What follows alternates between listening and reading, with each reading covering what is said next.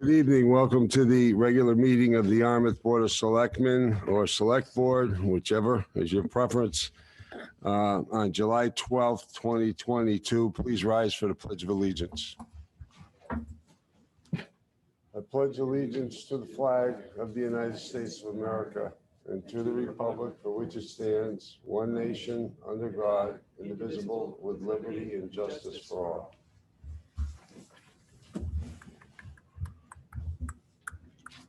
Okay, first item is announcements. Do we have any announcements? There's, what do they call that, where you can get rid of hazardous materials? Isn't there something Saturday at the senior center on that? Is that this week? 9 to 12. Yeah, 9 to 12. I think there's a notice on our website about that too. People can check, get rid of things like paint and stuff like that.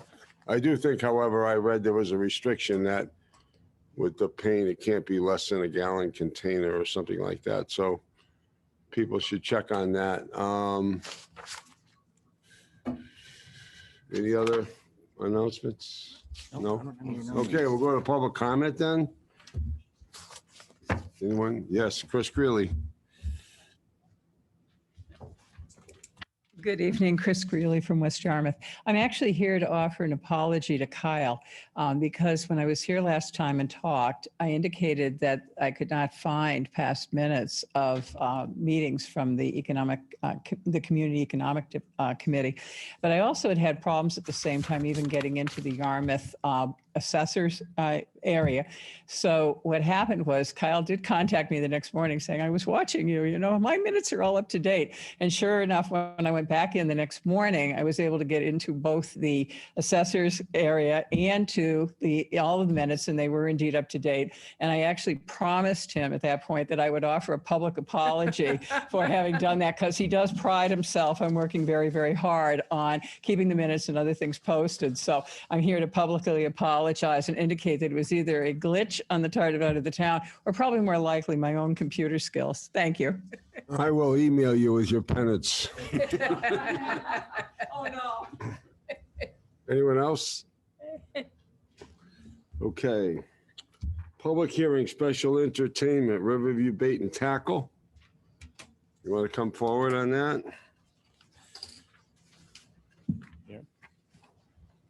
You doing? You can go to the table, sit down. It'll only take a couple hours. No, I'm kidding. So is it, you pronounce it the French way, Boisvert? Yes, I do. See? Okay, oui. So I'm going to read this notice into the record, and you can tell us a little bit about your event. We'll go to the public, see if there's anyone in support or has any opposition to it, and then we'll go to the board.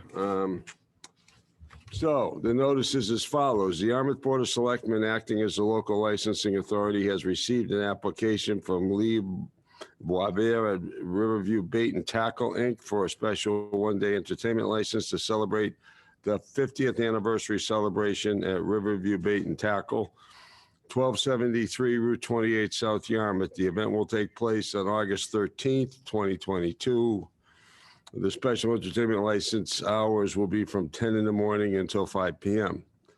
Entertainment will include a public show, including radio broadcasts with speakers and an amplification system to use to speak.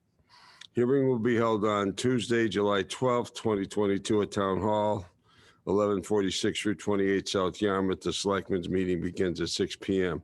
Written comments will be accepted until 4:30 p.m. Friday, July 8th, 2022 in the administrator's office at Town Hall, or can be submitted electronically to public comment at yarmouth.ma.us. Verbal comments will be accepted at the hearing.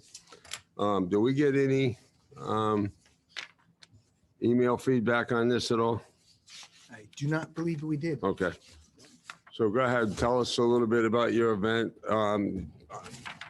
You're probably one of the few people that has ever come in here that isn't almost looking for a special license for alcohol. So this is an alcohol-free event, is it? Yeah, totally. Okay, so tell us a little bit about the event. Oh, gonna have it 9 to 5, entertainment or more speakers, 10 and beyond. The radio is not the radio DJ is not announcing there. I mean, he's gonna be on the radio. We just have a PA system for our announcements, our trivia contests are such, no music or such, any of that. So that's all the PA is going to be used for, And this is open to the public? certainly. Okay. So what about parking? How are you going to handle parking? Parking is behind the ambulance, Matt Regan runs the ambulance place behind. That big parking lot is open for me, Okay. as well as Platinum, all that area. Does anybody in the public want to be heard on this? Is anybody on Zoom, Bob? No hands raised. So all it says you're going to have, I guess, is like you said, the amplification system. And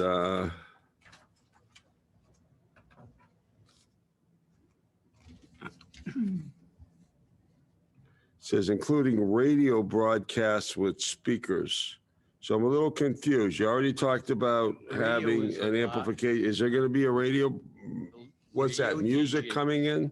No, not music at all. The radio DJ is announcing, he's at the event, but he's He's going to be at the event announcing various activities and things about the business? right. Okay, So I get it. It's not announced over the PA system. Excuse me? He's not so much announcing over the PA system. He's He might announcing just- over the radio Right. frequency? Yeah. Okay, but it's on site? Yeah. Okay. I did get an abutters notice because I'm in the South Yarmouth Professional Center, but I am not going to disqualify myself in any way because I don't think I have any real concerns about this. There are comments, just to bring to your attention by, you're probably aware of this, by the building department says permit required for 800 square foot tent. Depending on turnout, parking may be an issue as the only parking appears to be located in the front unless other accommodations have been made. Food truck will need to register with and receive a food permit from the health department. You aware of that? All being addressed and spoken for, yeah. All permits applied for. Okay, so I'm going to, at this point, see if my fellow board members have any questions or comments they would like to make. We'll start with Mark. Thank you. First of all, congratulations on your anniversary as a patron. I want to commend you for the work that you do and the service that you provide to the visitors and the residents of the area. So thank you for that. I think this is a wonderful event and I wish you luck. Thank you. Okay, Dorcas. I have no questions and congratulations. 50 years is quite an accomplishment. Thank you. Okay, Peter. Lee, again, I echo everybody else. Congratulations. I'm also a patron of your store on occasion. And the questions I had, Mr. Stone already asked about the permit and the food truck. So if those are covered, I'm in good shape. Yeah. And I hope it's a very successful event for you. Thank you. And just for the public's sake, and especially people that have businesses in proximity, this is a Saturday event, correct? Yes. Okay.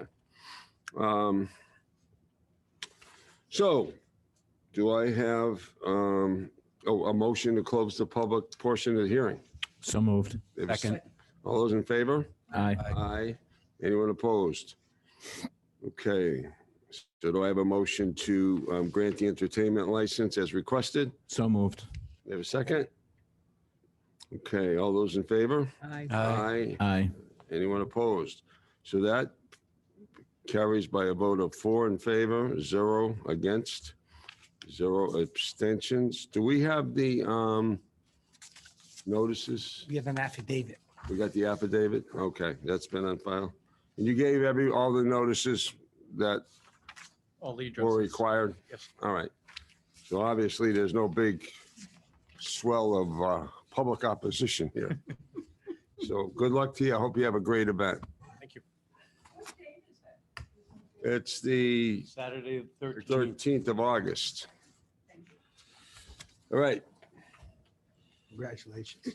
Great story. now we have one more licensing matter. We have a change of manager on El Mariachi, 416 Route 28, West Yarmouth. Is anyone here on that? You want to come up to the front, please?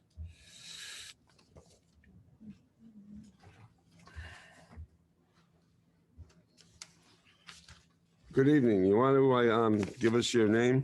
Yes, Emilio Blanco. And are you going to be the new manager? Yes, You are. Okay. So you're applying for the change of manager on behalf of the business? yes. All right.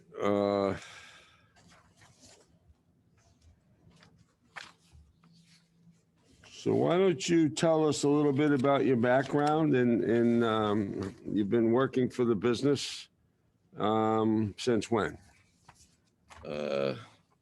Here in Yarmouth, 3 or 4 years.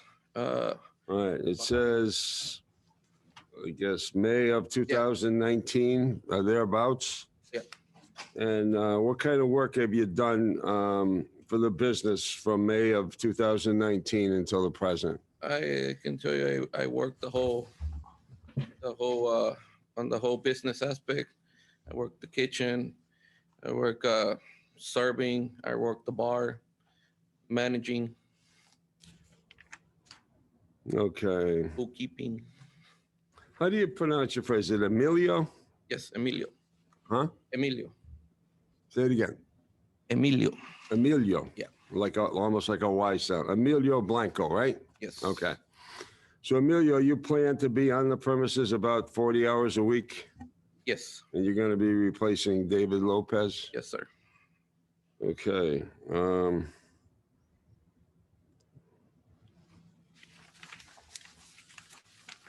I don't think we need any public input on this. This is just an internal matter. So, is anybody in the board? We don't need a motion to close public input because there isn't going to be any. Does anybody in the board have any questions or comments? Mark? No, I don't. Dorcas? No. Peter? No questions. All right. Do we have a motion to change the manager to Emilio Blanco? So moved. Do I have a second? Second. Okay. All those in favor say aye. Aye. Aye. So that passes by a vote of 4-0. Thank you very much. You have been approved as the new manager. All right, thank you very much.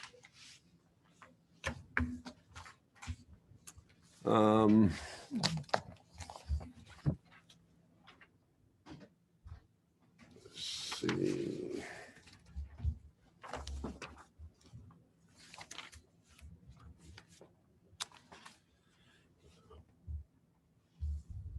I was looking for Brittany. Next item is the approval of the appointment of the Conservation Administrator. I guess this is a division head position. So under the charter, as I understand it, it's the town administrator's appointment.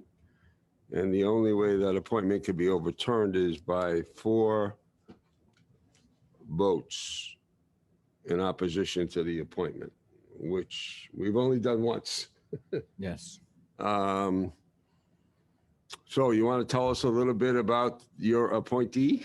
Yeah, thank you, Mr. Chairman. I want to tell you also, I do really much appreciate the opportunity to bring this appointment into the public, in this form and not just have it where, we hope we don't get vetoed on it. I think with all of the division heads, this is a very important community-based position. Anyone that does any work around any of the many resource areas that we have in the community, will come in front of the Conservation Commission and be dealing with this.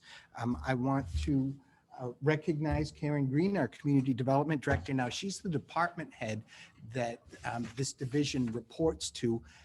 And she's very happy to, I think, have a new conservation administrator. And I know personally, she's invested herself in making sure that the Conservation Commission didn't miss a beat with the resignation. But we're very happy to have made the appointment of Brittany DiRienzo to be the Conservation Administrator.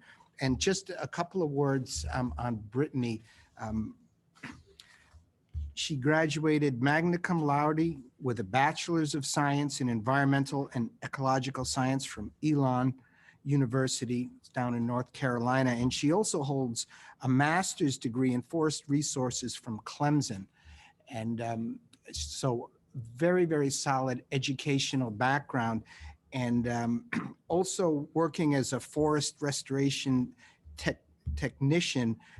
She was able to spend a summer on Cape Cod and work for the National Park Service, where she actually, fell in love with this area and ultimately was able to relocate here after graduation. And currently, she's a restoration ecologist with the Blue Flax Design Group over in Harwich, and they do a tremendous amount of design work in the resource areas and appear in front of Conservation Commission. So she's a designer.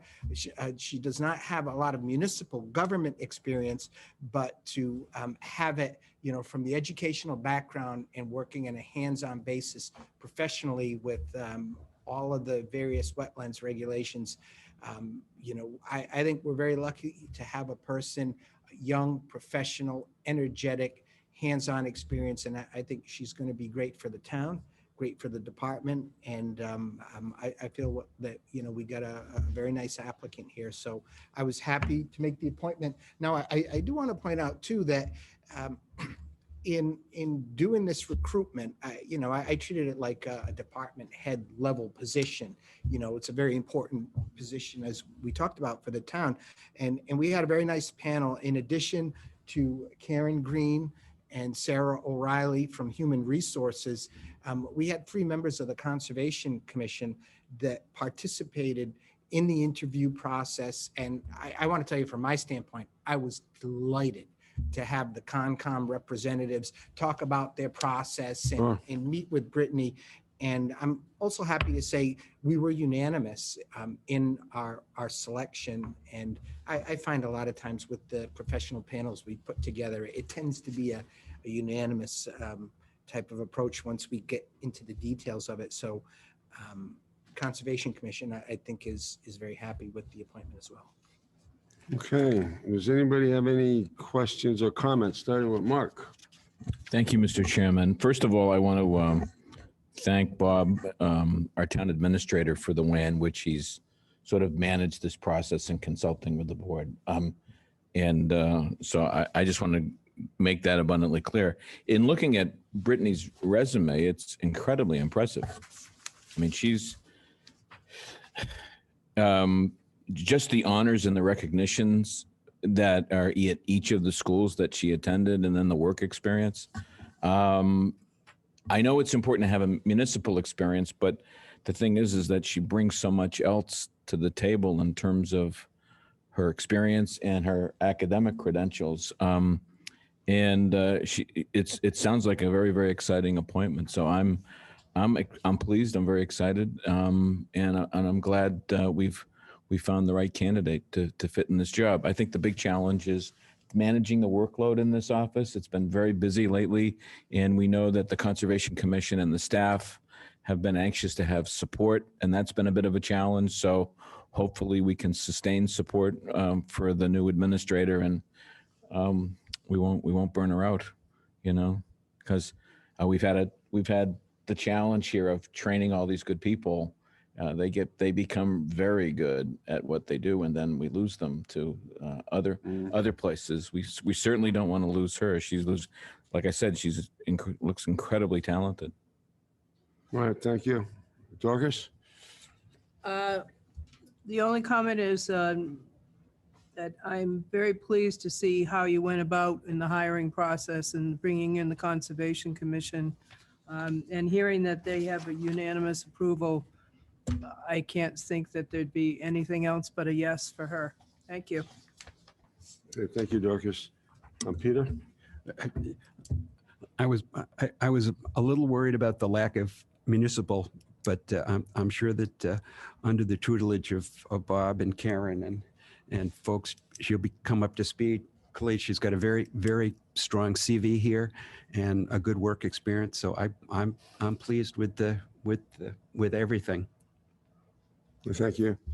My only comments would be, I agree with Mark. She's very, very strong academically, and I agree with Peter. In the best of all possible worlds, we wish you would have some municipal experience. My question in that regard is, who's going to kind of help her out with that, with this, the municipal aspects of the position? What kind of support is she going to get? Well, I think we have a very good outlook in terms of the commission having a hands-on role. We're very fortunate that we have some professional wetlands people that are on the Concom, and also working with Karen, that, we're going to try to bring her along. And I'll tell you one interesting story that kind of bridged the gap for me in terms of, the municipal government working with the bylaws and things of this nature. She told a story how, her design work is primarily with private sector consultants that may seek to do development in the resource area. But the firm, it's a high quality firm that she works with, and very often their role is to counsel their own applicants on how the resource area regulations work and that whole process, so they can temper their expectations. And, oftentimes getting, caught in that, bind of telling the clients that, look, that, you need to find a different way of doing the work. And she relayed one story that she was fairly recently in front of one of our local conservation commissions, not in Yarmouth, but here on the Cape. And the Conservation Commission, it was a very sensitive project, and she's worked on some pretty big projects, on the Cape. They had hired a consultant to do an analysis of, what the various wetlands rules and problems and issues on this particular site were. And she was given the job on behalf of the client to do a complete rundown of all of the regulations, all of the concerns, all of the resources, where the actual, wetlands delineations were. And so they turned it over to her first, and she gave, me a 20-minute explanation of all of the concerns with the case. And then the Conservation Commission, turned it over to the consultant that they had hired, and they just simply said, she's correct on every single point. And I think that spoke volumes to me in terms of, the sensitivity and awareness of, first of all, the ability to specifically delineate the wetlands areas, to be aware of all of the, the plants and other issues and what concerns that they had for that site. So I think working with, we've got Ed and others on the Concom, and I know Ed works for Barnstable in a similar position with their conservation department. I think, very much the big concern really is the process, bringing her up to speed on conducting the hearings and following through with the decisions. From a technical standpoint, she's miles ahead of where she could be. So I think with a little time working with the Concom, and the Concom takes a very active role here too. They will be, especially in the beginning, they go out on the site visits. So every time if there's a notice of intent and an application and a hearing, they'll do a site visit with the members of the Concom, and they'll talk about the issues. And so I think that there's enough there to get her going up to speed. And I don't think it's going to be very long where, No, I'm not raising it really as kind of in a sense of an obstacle. I'm just talking about to facilitate the transition for her benefit. Okay. Technically, don't have to do anything and the appointment stands. But when Mark was the chairman, I think the way he handled this was to have a motion to confirm the appointment Or to endorse the or appointment. to endorse the appointment. Yeah, I'd be happy to make a motion to endorse the appointment, strongly endorse it. And I would second. All right. So we have a motion and a second. All those in favor? Aye. Aye. Anyone opposed? So that's a 4-0 vote. Thank you. Thank you. So we Chair. now are going to have a administrator for Concom. And I think we haven't had one since, was it April? It's been a while since we haven't had one. Okay. Next item, Airport Master Plan Update. And we have Mr. Ronald Price from QED Consulting that is with us, and he's remote. So we're going to try to bring him up to the panel. Are we going to have that slide presentation? We have a slide presentation now. I'm going to attempt to make the slides advance at Ron's direction, so we're going to try to team up on this.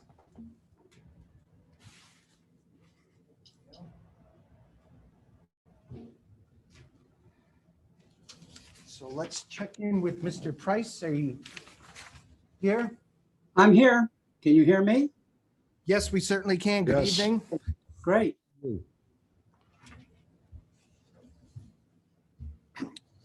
So I'm going to turn the floor over to you, Mr. Price. And just so you know, we've got on the big screen here, I've got the slideshow that you probably can't see, but if you could direct me to the greatest extent possible, and I'll try to follow along to make sure that we're on the right slide. Okay, that should be easy enough, Bob. Thank you. First, I want to thank the board for having me help them with this assignment. It's been quite an interesting one, but I think the end result, I think you'd be very pleased with, and I want to run through some of the key points with these slides. So let's go to the next one, Bob. So this, oh, I went the wrong way myself. I've got the slides here myself. So the reason that I was retained, QED was retained for this project, was to help the town address some quality of life concerns that it had with regard to the operation of the airport, recognizing that the airport is in the town of Barnstable and the town of Yarmouth has absolutely no control of that facility. And the key issue, of course, as it was related to me, and as it turns out, is really aircraft noise impacts. And that's affected by the numbers of aircraft operations, which are takeoffs and landings. It's affected by the length of the runway as it relates to the type of aircraft that can use it and where they're flying to, what's their mission, normally expressed as a nonstop stage length. And the layout, of course, because some runways aren't don't affect your town's residents with overflights, but of course, the runway 1533 does. And it's important to know that the town of Barnstable was looking to extend their runways, and their proposal was to extend runway 1533. So let's take a look at what those runways are. So the next slide will show you a little layout of the airport. And the numbers at the end, you see there's a runway 15N and a 33N. So the 15N means the runway roughly is 150 degrees heading, magnetic heading. And if you extend that line out along that runway, it takes you over southeastern part of your town. Runway 33 is the opposite end, roughly 330 degree heading.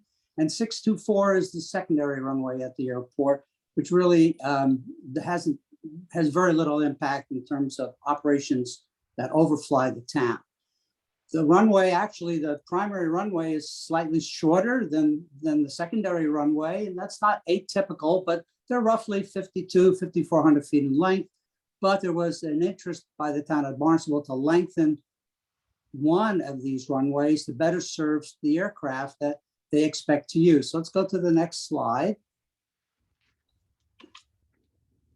And when you want to extend a runway or do anything at an airport, you really have to figure out, well, how busy is this place going to be and do we need to make this investment? And when I reviewed the forecasts that were presented in the airport master plan update that was prepared by the town and their consultants, and I found that their forecasts were reasonable and it shows a moderate increase in activity levels, a recovery from the COVID-19 impacts. They took the passenger traffic that they anticipated, translated into the numbers of aircraft that are needed to move those passengers. And and I also recognized, as did they, that JetBlue and American Airlines have developed this Northeast Alliance. There's a plan for replacement of the Embraer 190 AR aircraft and actually bringing in slightly larger aircraft. So those factors are related to how long should the runway be. So the next slide is my assessment of how they conducted that runway length analysis. And they did a very comprehensive desktop analysis of the various JetBlue aircraft that they expect, as well as the business jets that operate the field, because these are the planes that are going to generate really the most noticeable noise impact on your residents. They came up with a runway length of around between 6,000 and 6,400 feet, which in my view was somewhat of a large range, actually. And I think one of the reasons they have this variable length requirement is they did this based on aircraft performance manuals that are very generic.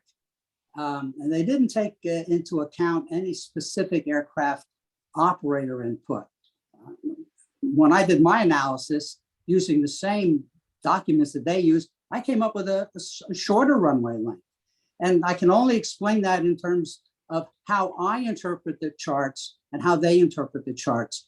And one distinct difference was that when we have runways that are wet, whether it's snow or rain or slush, aircraft require more runway length to land. We usually apply a factor of an additional 15%. When the town did their analysis, they applied that 15% to takeoff requirements as well.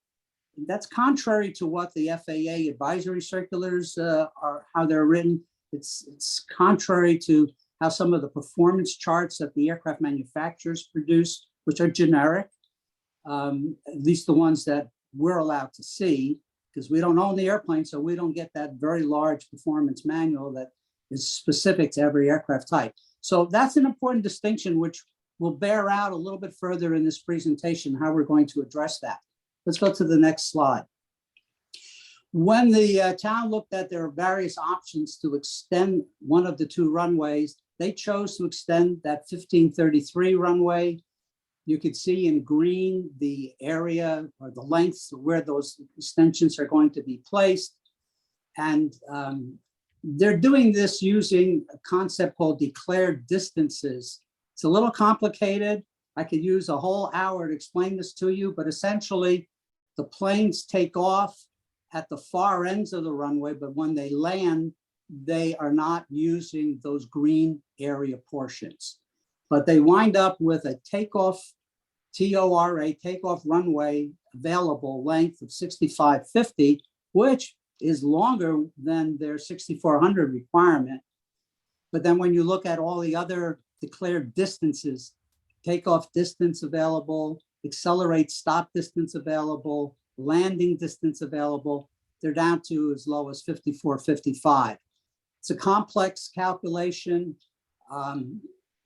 They did it correctly and they show it correctly. I just have a different opinion as to what the runway length really needs to be. So let's talk about that on the next slide here.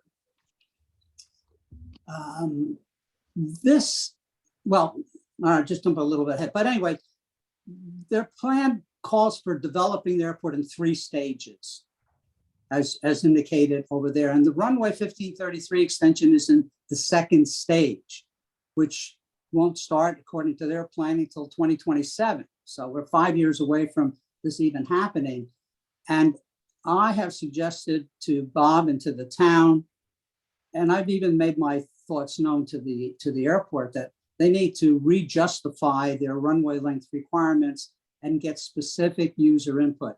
That means going to JetBlue and confirming that the aircraft that they intend to bring and use at this airport and where they intend to fly them on a nonstop basis is the way, will define what the runway length needs to be. And all of that is important because they're going to have to conduct a comprehensive environmental assessment. And really this user input and the extension of the runway has to be justified. There has to be, as they call in the environmental assessment process, a purpose and need statement. And that is where they're going to have to reestablish the fact that they need a longer runway. They think they need it now. Who knows 5 years from now what that length is going to be? But they have to move ahead and at least address it. And this environmental assessment is likely to begin in the latter half of this year. It's going to take a little while to get it done. I was very surprised at how long it took them to do this airport master plan update. It's an extremely extensive amount of time, in my opinion, but they got it done. They're moving forward. Now, can they actually get it done? Let's look at their financial situation. Airports are funded, airports develop an airport capital improvement program or plan, and it shows really the different types of projects that they like to accomplish and when they intend to do it and where they're going to get their money to accomplish it. Well, the airport does generate net income from operations. They also impose a passenger facility charge, which is sort of like a tax that is spent and collected specifically for the airport to use. They have cash reserves. They can issue general obligation bonds. This airport doesn't have enough traffic to justify revenue bonds. So they have to go back to the town for general obligation bonds. They get grants from the FAA and Massachusetts DOT as well. And there's opportunity for private investment. What I found interesting when I looked at their financials is that the airport has been operating at with a positive net income. In the 4 or 5 years there, it's ranged from $350,000 to $1.1 million. And that's really a good result for an airport of this type and the level of activity that they have and the types of aircraft that use it. It was more interesting to see that in the period 2023 to 2027, they're projecting a cumulative total of only $1.3 million. I never got a real answer as to why that number is down. In their report, they talk about additional staffing and other operational costs that aren't defined totally, but that's their number. What was even more interesting is the last bullet there. They have cash reserves of $14 million. And wow, I said, where did that come from? And it really comes from the CARES Act. If you recall that, the government passed out a lot of money and airports got a huge, huge amount. Some got massive amounts of money. Others didn't get as much. It was a very complex formula that the Congress developed, and you can just imagine what that formula looks like. But they netted out $26.8 million of CARES Act funds, came to them like a check. And of that money, they spent some of it already, and they now have a reserve of $14 million.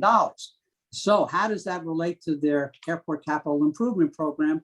Now we'll go to the next stage, or the next slide, Bob. Here we see the stage 1, 2, and 3 costs. That's the total cost in one column. Their local share, the FAA will pay up to 90% of certain projects. So when you look at that, there's quite a lot of leverage in building airport capital projects, and particularly anything involving pavements. So the local share of a $74.6 million program in stage 1 is only $5.1 million. They're projecting in this stage 1 of $1.3 million. So they're going to need another $3.9 million. They did not make any estimates of their net income during stage 2 or stage 3. And I didn't want to offer them any numbers because it's really, I would have to spend a hell of a lot of time doing that. So we just take them at their word that they got a deficit. But the problem, or the shining point, is that this improvement program that they're planning, their ACIP, is financially viable because they have money in the bank. And the only thing that's going to change things is how dependent and reliable the FAA will be in issuing their entitlement and discretionary grants. The entitlement grants for an airport like Cape Cod Gateway is $1 million a year. But where the big money comes from are discretionary grants, and discretionary means the FAA doles it out according to priority systems, and I have to say political influence. But they have to make an assumption that they're going to get their money. If they don't get their money, it could delay their drawdowns of how they're going to do the cash reserves and develop their project. And they may have to reprioritize their projects. And if they really want to move forward and want to spend more money of their own, they can use general obligation bonds. But let's remember, they have $14 million in reserves, and the local share of all of these three stages is, $7-something million. So they've got a lot of money to make this happen. So I think we have to go under the assumption that this runway project is going to go forward, providing the environmental assessment proves it to be valid. So let's look at the next chart, which shows that we're going to have this 1533 extension in the planning process. It's going to be subject to an environmental assessment.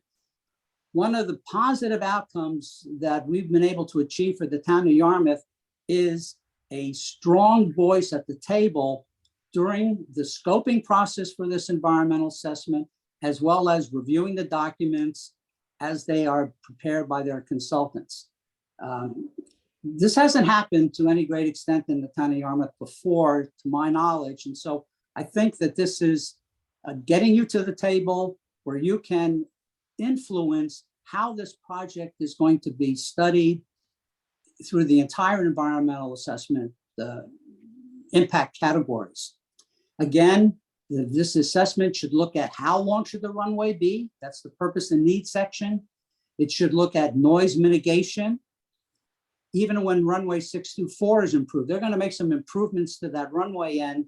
And when that happens, that runway is going to close and the traffic will be shifted to runway 1533. So for a period of time, there'll be more aircraft operations on the runway that are lined up close, overfly your community. And the EA should address noise mitigation during that period of time. Another thing that we recommended to them, and which was well received, was a instrument departure procedure for runway 15.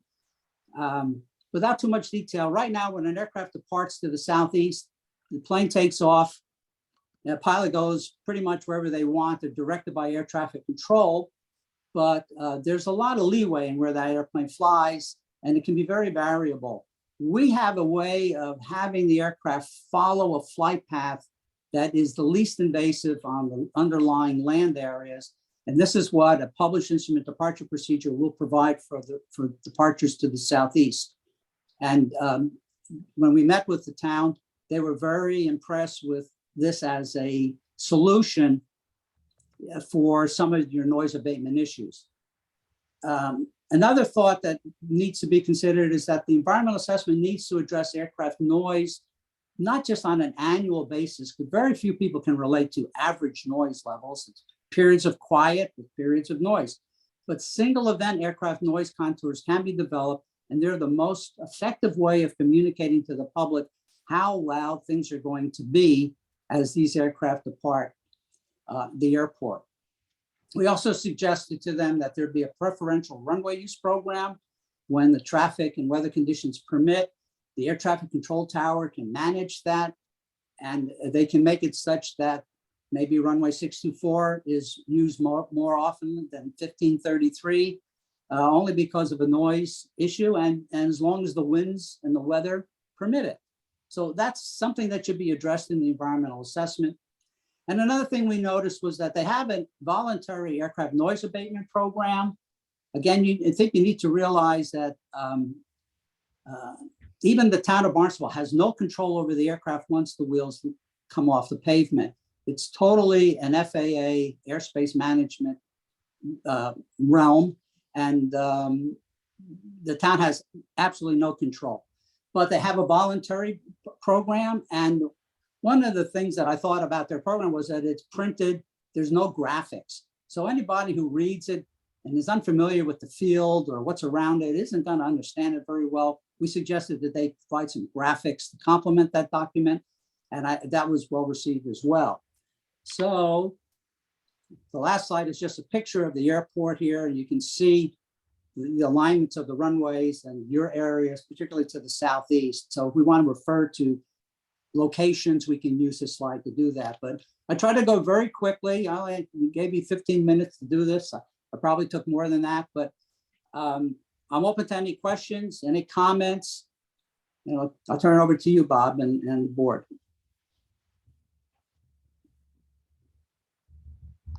Okay, thank you. Questions? Well, let's see if I think there's some people in the public that wanted to ask some questions. Chris? First one will be Christine Greeley. I am the current president of the Hyannis Park Civic Association, and I actually have been involved for the last 40 years, since the early 80s, on issues of concern about this airport. First of all, I would like to thank you for this report, because I think that you have really touched upon a number of the things that have been concerns over the last 40 years. I have shared already with the board in the past that in the mid-'80s, when I met with the FAA up in their office in Burlington, they indicated that if there was a plan to come forward with an airport to be built at this location, they would deny it. And so obviously, in the interim that has taken place, there's a heck of a lot more development. There's a lot more things going on, and a lot of the types of aircraft and the other issues have changed.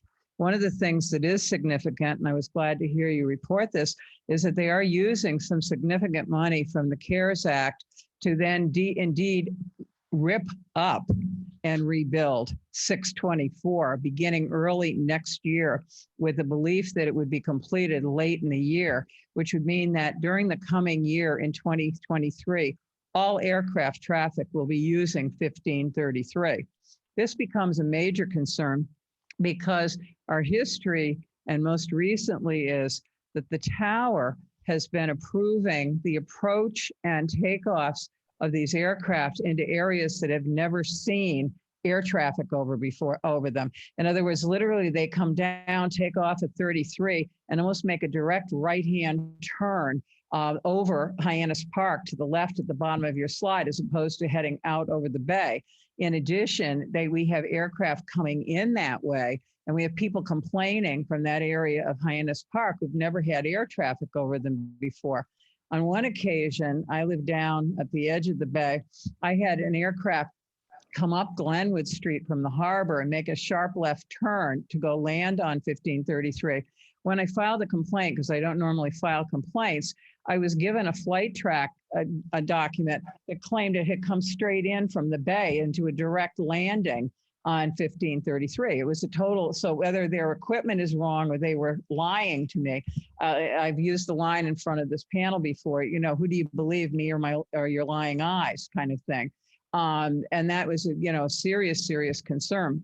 I think that one of the issues that has gone on, if you take a look historically at the airport with their projections of need and various things, the projects they have done, that quite often the projections of need have not matched what the actual occurrence has then been.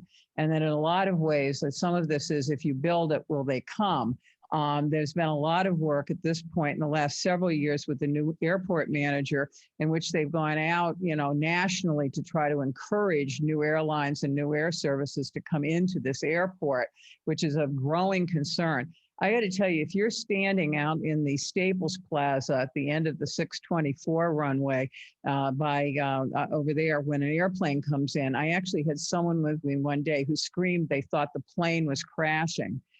We do know that one of the incidents that happened there, and they wound up having to rebuild part of the safety feature at the end of the runway, was that they had an aircraft landing on that runway that slid across the parking into the parking lot that way.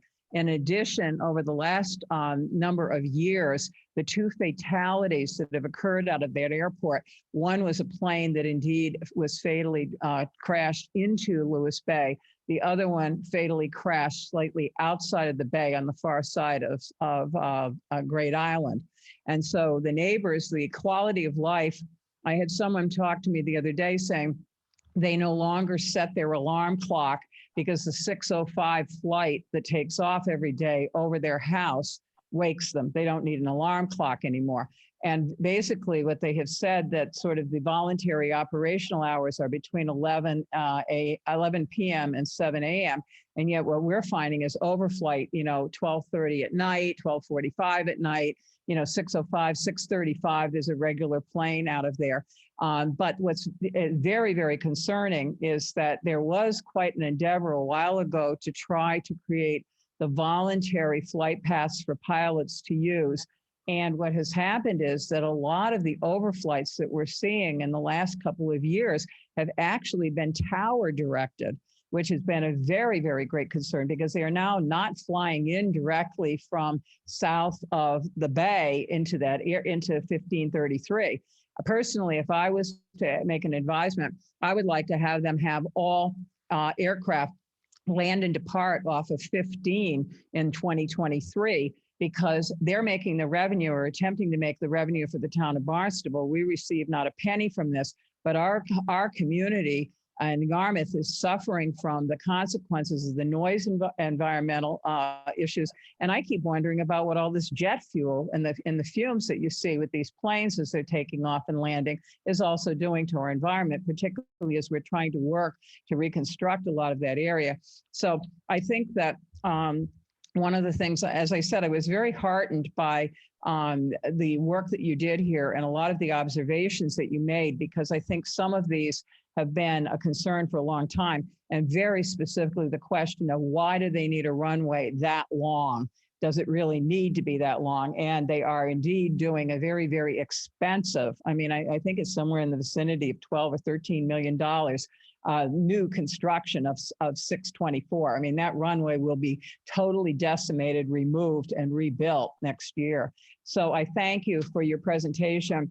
And I would also say, when the indications are that there has been participation from this town, it actually wasn't last year until we made formal protests here that they actually even included anybody from Yarmouth other than the Chamber of Commerce to the process of the citizens' input and things. And so that was very, very frustrating to that point. And it was the Yarmouth Selectmen who actually managed to get the representation and more voice to be put in there. So one of the things is that we have truly been excluded in a lot of ways. But as I said, thank you so much for the work that you've done, because I think this does give a lot of insight and also documentation and confirmation to a lot of the issues that still really need to be addressed, particularly as we head forward into the environmental assessment. Thank you. Thank you, Chris. Vita, did you want to be heard? Go ahead. Mr. Price, the second speaker is Vita Morris. I'm not sure that Mr. Price is the correct person to whom to address this, but some time ago, a person raised the possibility of why isn't the airport considering moving the whole kit and caboodle to Otis Air Force Base, because and using that cooperatively with the military, which apparently is being done in other places, as such as Westover, and I think there was another one. And they have runways that apparently are 10,000 feet long, so that you don't have to do any kind of work about the runways. It's I don't know who can answer that question except the people who are running the airport right now. But I think they need to be asked to do that. I can offer a comment. They can do something like that. Mr. Price, do you want to respond to that? Yeah, in the environmental assessment process, one of the topics to be addressed are alternatives. And that, excuse me, that can definitely be an alternative that will be addressed in the EA process. Can this demand be accommodated elsewhere? And that's when that question will come up, and that's where it will be addressed. I don't think it's going to be the answer you want to hear, but it will be addressed. And because the town of Yarmouth will have a seat at the table in the scoping process, it can ensure that that question is addressed sufficiently. I'm just curious, why do you think it's not going to be the answer that we would like? Mr. Price, is your response in summary that when you consider the environmental impact of the project, you have to look at it, whether there is other reasonable alternatives? Yes, Mr. Chairman, that's exactly right.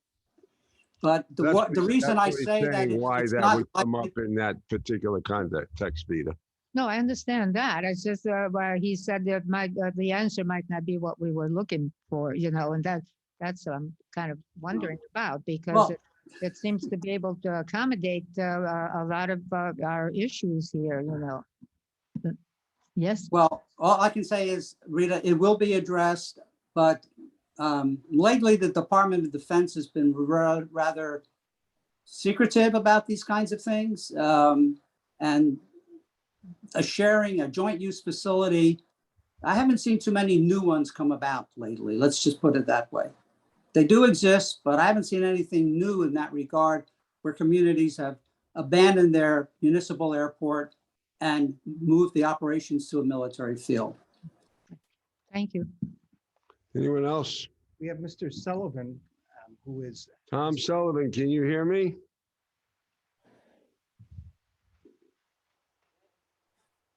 Okay, can you hear me? Yes. Okay, I got several questions came up. As you know, I was involved in the airport advisory, so I'm very familiar with the studies that go on up there. One, on this noise study, that they will be looking at the southeast on 1533. 624 is going to have to be included in this study, and it has to be a complete Part 150. I was just recently over on Barnstable Road where the Staples Plaza is. JetBlue took off and came over me, and it was louder than an F-15. These noise contours will be widely expanded from this airport from the jets. That jet exceeded definitely 60, 65 decibels. Okay. My second concern is with JetBlue and these jets coming in. The 5,000-foot runway on 1533, okay, you have a point of called rotation when they lift off that runway. If something happens and they have to abort, I don't believe they're going to have enough runway left. And you are looking at a possible major catastrophe. It's something that I think that should be addressed, because I believe that their speeds got to be at least 180 knots for takeoff. And when you get to less than, if you're at 4,000 feet for rotation, or even 3,000, you're looking at 2,000 feet or less to stop. And to stop a major ton aircraft with fuel, that is a serious problem. I have to look at that on the safety aspect of it, especially if it's heading towards the Hyannis Park area, which is heavily populated with homes. All right, or even north off 624 in my area. The other point I got, and I happen to notice on the funding, who are going to be the private investments? Okay, that's something I've never seen before. Okay, and with the gentleman that's given the presentation, he mentioned that the airspace is all FAA, the town has no control. That is wrong. Supreme Court ruled back in 1962, Griggs versus Allegheny County, that it is, Court Justice Douglas wrote the majority, and you should look at it. He clearly states it's not the government. It is the proprietor who is responsible. In this case, it's the town of Barnstable for failing to take enough land for the noise. Now, they did it out at Westfield. Okay, that, by the way, is a shared airport, along with Westover with the military. Okay, and the last part, I think that should be definitely go to Otis. And it sounds to me that there's a predetermination on alternatives to reject it. because just what the statement was made. Otis has 10 and 12,000 foot runways. They also have a noise barrier that was built in years ago when the Air Force or the Air National Guard expanded out by land taking with the town of Mashpee that formed a protective barrier. Okay, it's a natural resource area with the town of Mashpee, so no homes can be built out there. All right, the one runway, which is 3-2 and 1-4, that runway was long enough to handle the shuttle. If the shuttle had to make an emergency landing within 5 minutes of launch in Florida.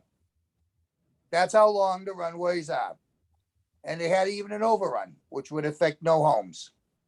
So this area must be looked at, and the county needs to get involved because there's opportunities here that could benefit the entire Cape, every town, not just the town of Barnstable. I'm surprised at the amount of money they got, only a gift, I guess, because of the pandemic. But why spend millions of dollars in an airport that's locked in when you have free movement up at an airport where they could do it? The town of Barnstable is not going to lose any money on it. I think the FAA is just, throwing smoke at the town of Barnstable on it because the money's there. So my thing is, and the last one, of course, and I've always said this, when is the town of Barnstable compensating the residents of the town of Yarmouth for their flight paths? Their flight paths are land taking. We have restrictions on our property from that airport. That needs to be addressed before any further expansion on the airport. Thank you. All right, thank you, Tom. Mr. Price, you want to respond? Yeah. You don't have to, but do you have any? No, sure. I'd be glad. This is a Response an or education. observations you'd like to make based on Mr. Sullivan's input? Sure. I think this is an opportunity for education on both sides. First off, well, the private investment that I listed in the slide is for terminal area facilities. I mean, they're planning on developing hangars and other facilities on the field. And so the private sector is encouraged to take a role in those types of projects because the federal funding for them is very limited. The priorities that the FAA establishes for their capital investments at airports favor safety, favor pavements, runways, taxiways, apron areas, but they don't favor buildings. So there's where private investment can come into play in helping the airport achieve some of its development program goals. As far as an aircraft taking off on runway 1533 and rotating at 4,000 feet down the runway and then deciding to abort the takeoff and then crashing, God forbid, that is your ASDA, accelerate stop distance available calculation that every pilot and their dispatchers are going through before flight leaves. The aircraft weight is carefully monitored. They have tremendous computer data and specific for that airplane, not just a type of airplane, but that specific airplane. And they know how well it operates. That no runway, no pilots taking off that runway if you cannot get to the V1 or even, well, V1 and then decide to abort, they will have enough runway length to stop. Unless there's a human factor involved, that's another whole nother issue. But let's keep in mind that there's a science to this as well. The grids versus Allegheny County is a long-standing case. It's I don't know how many, it's decades old, but Congress has specifically given the control of the airspace to the Federal Aviation Administration. They control the use of the airspace. They work with local communities to make it work better from an environmental perspective, which is why we have recommended, and the town of Barnstable has accepted the recommendation that we look at a published instrument departure procedure for runway 15. I happen to do a lot of TERPS work, instrument procedure design for other airports. And that's something I'm very familiar with. And I think it's very doable. In fact, we had the air traffic control tower manager at our meeting. And he also agreed that that was very doable. And so we have support to get that done. But without a published standard instrument departure procedure, it's harder to enforce. So the pilot in command has full authority to go where they need to go and to operate that airplane safely. But the control of the airspace, Congress specifically gave to the Federal Aviation Administration. So my statement is not a false statement. As far as doing a Part 150 study, yeah, you can do one. That could be an actual output of this environmental assessment. What the Part 150 study can look into is noise mitigation measures that could involve soundproofing of homes. It can involve acquisition of homes, relocation of residences. And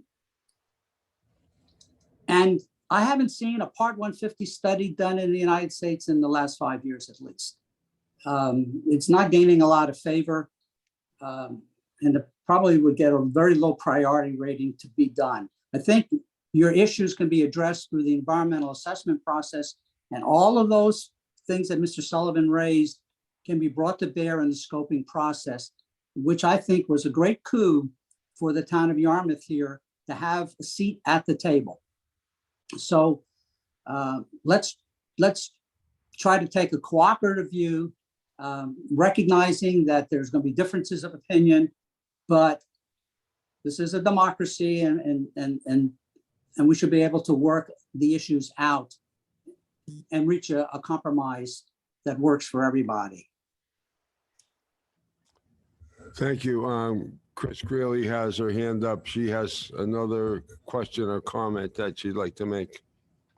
I just wanted to do a follow-up on the noise study issue, because I will tell you historically, we have had some major concerns about things that were done only because we live specifically in the neighborhood. What was very interesting was that the sound, the areas where the equipment was placed were not areas where aircraft typically flew. They were placed at times when there was not a lot of flight going on. There was a very interesting kind of situation that went on, because we really felt there was, in all honesty, a lot of manipulation about the findings. The findings really, truly did not match what was going on in the neighborhood.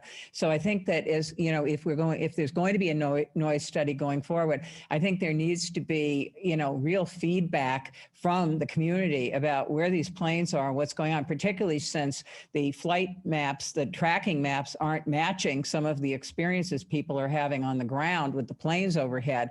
But it's a real concern. There really was some gaming that went on. I mean, I'm willing to testify under law, under orders of the Holy Bible under my hand kind of thing, about the gaming that we saw that went on in the 80s with some, and even into the 90s with some of the noise studies. So I encourage the noise studies, but I also think they need to be looked at very carefully about how they're conducted and where they're conducted and when, I think is also true. Thank you. Okay, thank you. Can I add to that just for me? Sure. So I think that when we do this environmental assessment, one of the scoping items should be to have some noise monitors placed so that we can confirm that the noise contours that are being produced are relevant and acceptable. And that's why I'm pushing for single event noise contours, because that is exactly what happens. The plane takes off and people hear it. So annual noise contours just don't cut it anymore. Let's just put it that way. So I think we should confirm the appropriateness and accuracy of the noise contours. You can do that with noise monitoring, and they can be placed at the right locations during the right periods of time. And I think that will help ease your sense of gaming, so to speak. All right, thanks. At this point, I'm going to go to the board for comments or questions. Mark? Thank you, Mr. Chairman. First of all, thank you, Ron, for the presentation. This was very helpful. I'm very focused in my own mind in making sure that we as a board and the community have a chance to really put together as strong or as robust a list of noise mitigation measures as is possible. I think if there's one thing in all of this, there are a lot of dimensions to this. There are a lot of different aspects of this to discuss. But in the back of my mind, I hope we can at least zero in on, given now we see them wanting to go, what's the most robust, what's the strongest noise mitigation program we can sort of get behind. I recognize Mr. Sullivan talked about, pushing maybe other places, other venues. I think I would agree with Mr. Price. I think that's going to have to come out of the environmental review process. I think if they're getting lots of letters from residents and other organizations insisting that the airport be located someplace else, I think that's going to be what drives some serious consideration of alternatives. But I do agree with his observation that you have a very underutilized facility out on the Upper Cape, and that base has been struggling. Having this kind of activity there could certainly be a shot in the arm.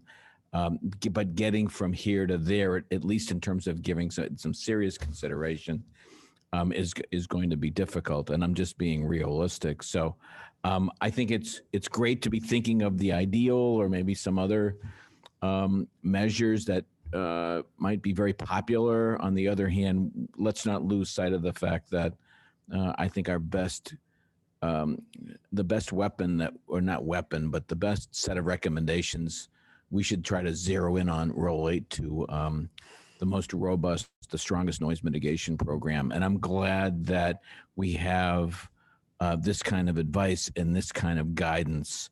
What I'm curious in terms of my question, Ron, is do we know when the process for doing the EA, when that environmental review process will begin so that we can be sort of at the table or be prepared to be at the table? When do we see an EA coming out so that it's being, at least in draft form, so that we can get engaged?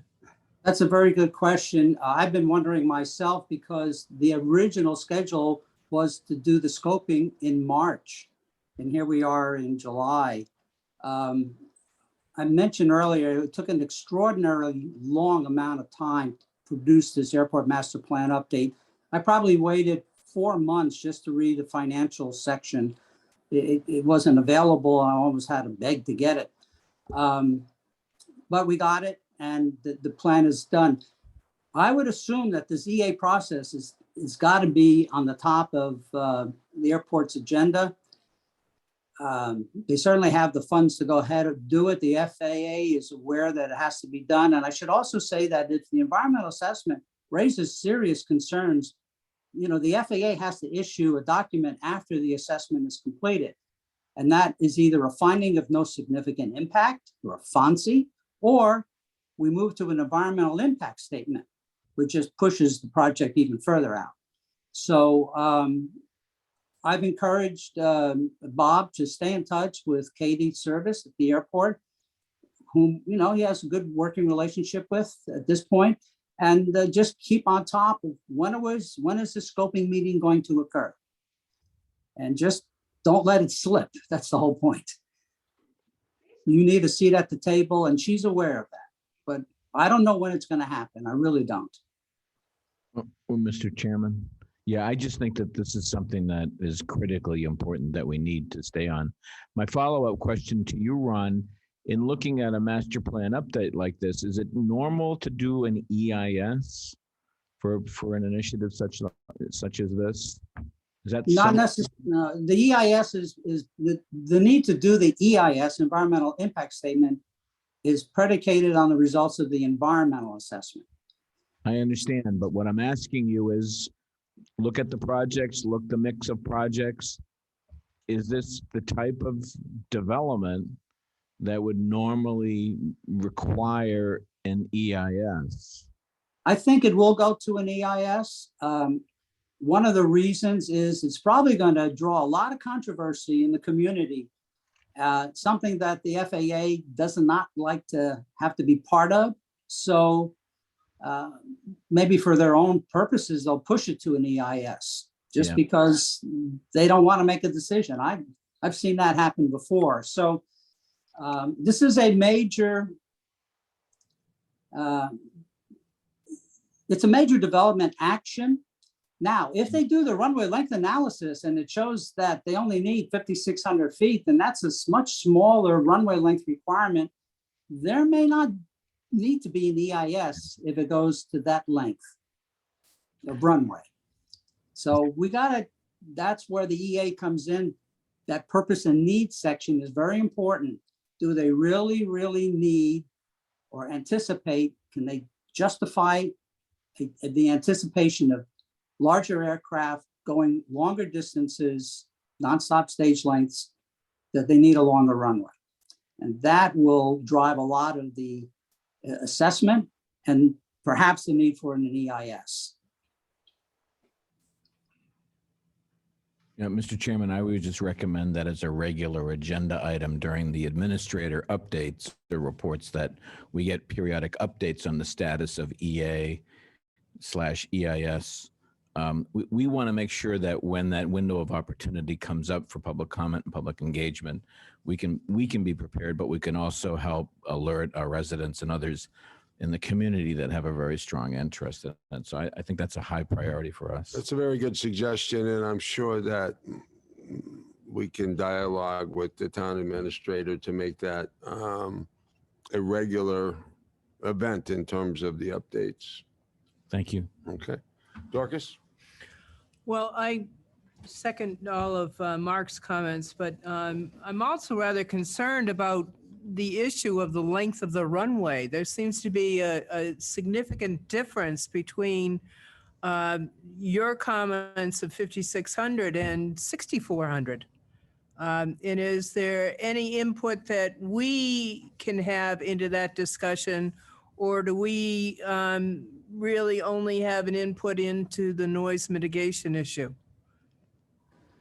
No, you have an input into how that runway length analysis is going to be conducted. And that's why I'm pushing for the town of Yarmouth to ensure that the EA analysis of runway length requirements not be based on generic aircraft performance charts. If you were to look at some of these books that Boeing and Airbus put out, they're very generic. They don't give you every model. They don't give you every engine type. I can assure you that no two 737-500s are the same. They have different engines, also different seating arrangements. So you need to know specifically the airplane you're going to be using. The only one who can tell you that is the aircraft operator. And even they have specific performance parameters that they have to meet, that their principal operating inspector requires them. So that's another person at the FAA who reviews how their performance books are published and how pilots use them and how the dispatchers use them. So that's the level of detail that we should be pushing for in this analysis. It was lacking in the Airport Master Plan update, and that's only because they probably didn't have enough funds to get to that level of detail themselves. But they could have gone to the airlines and asked them directly, but they didn't. I thought that's a fault. Well, I agree with you. I think it's very important. And I thank you for your report. I think that it has raised some very interesting issues for us, and that every word you're saying is making me feel that that is more and more important for us to stay right on top of when that EA is going to be and when we can speak to it. Thank you. Thank you. Dorcas. Peter? Mr. Price, how are you this evening? I'm well, thank you. Couple of questions that I think that we have our most robust area that we can influence this is on the environmental end. You know, I'm worried about our water wells and the PFAS that's been spread legally at the time, but we now know that it's a very bad chemical. And would we have any leverage in getting the airport to clean up the PFAS? Also, a couple of people made comments about the exhaust from the airplanes, which I think is extremely important, and obviously the noise, which has been mentioned a couple of times. How when you have dueling PEs, whose opinion's going to win on the length of the airport, the runway? That's kind of a facetious question because, you know, I know that's going to get fought out.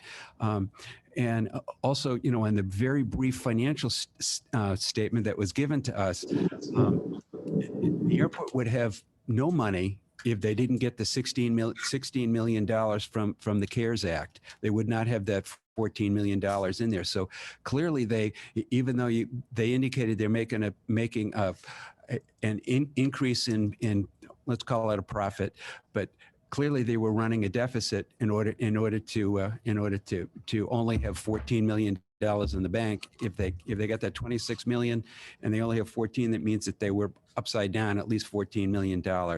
I'm not sure we've got any leverage on that, but I think we definitely have leverage on the environmental, and we need to push on that heavily, especially when it comes to the PFAS that's at the airport. Yeah, I think there were some studies that the airport did, very comprehensive studies of their water resources. I remember Bob sent me a report I looked at. It's a little bit out of my area of expertise, but I did suggest that they be monitoring the wells that are on the town of Yarmouth's locations. If that's about all I can say on that, but I think that can be part of the environmental assessment because those are some of the other development actions that are addressed in the environmental assessment. There are like 30 something different categories of impacts that have to be looked at, and water quality is certainly one of them. Oh, excellent. Mr. Chairman, I just want to follow up on Go ahead. Selectman Smith's comment. The other thing I think would be helpful to get updates on as a board would be an update on the status of investigations that are ongoing related to PFAS emanating from the site. I'd like to encourage DEP to be a bit more engaged with either the administrator's office or maybe it's another department, but we know there is investigative work going on with respect to both the county fire training area as well as the airport. There's a lack of clarity in terms of where the origins of all the PFAS. Now the PFAS this contamination is migrating. The groundwater flow is all towards Yarmouth. Right. So this is all coming our way, regardless of who the source is, whether it's the county or the airport. We have a contaminant that's migrating towards Yarmouth. There are those that would suggest it's already here. So I do think the question for us is who is the best person on our team, which department to stay in regular contact with DEP. And again, DEP is basically reviewing and overseeing these investigative efforts by all the parties. So I think to some degree, it would be helpful for us to be on top of it. So if a Yarmouth resident calls town hall or calls a selectman and says, and asks the question, where in Yarmouth is this PFAS going? Where is it headed? What's being done about it? We at least have someone that a constituent can talk to that is up on what's going on. Now, if this were migrating someplace else, then I think that's a different story. But this is an issue that directly impacts us.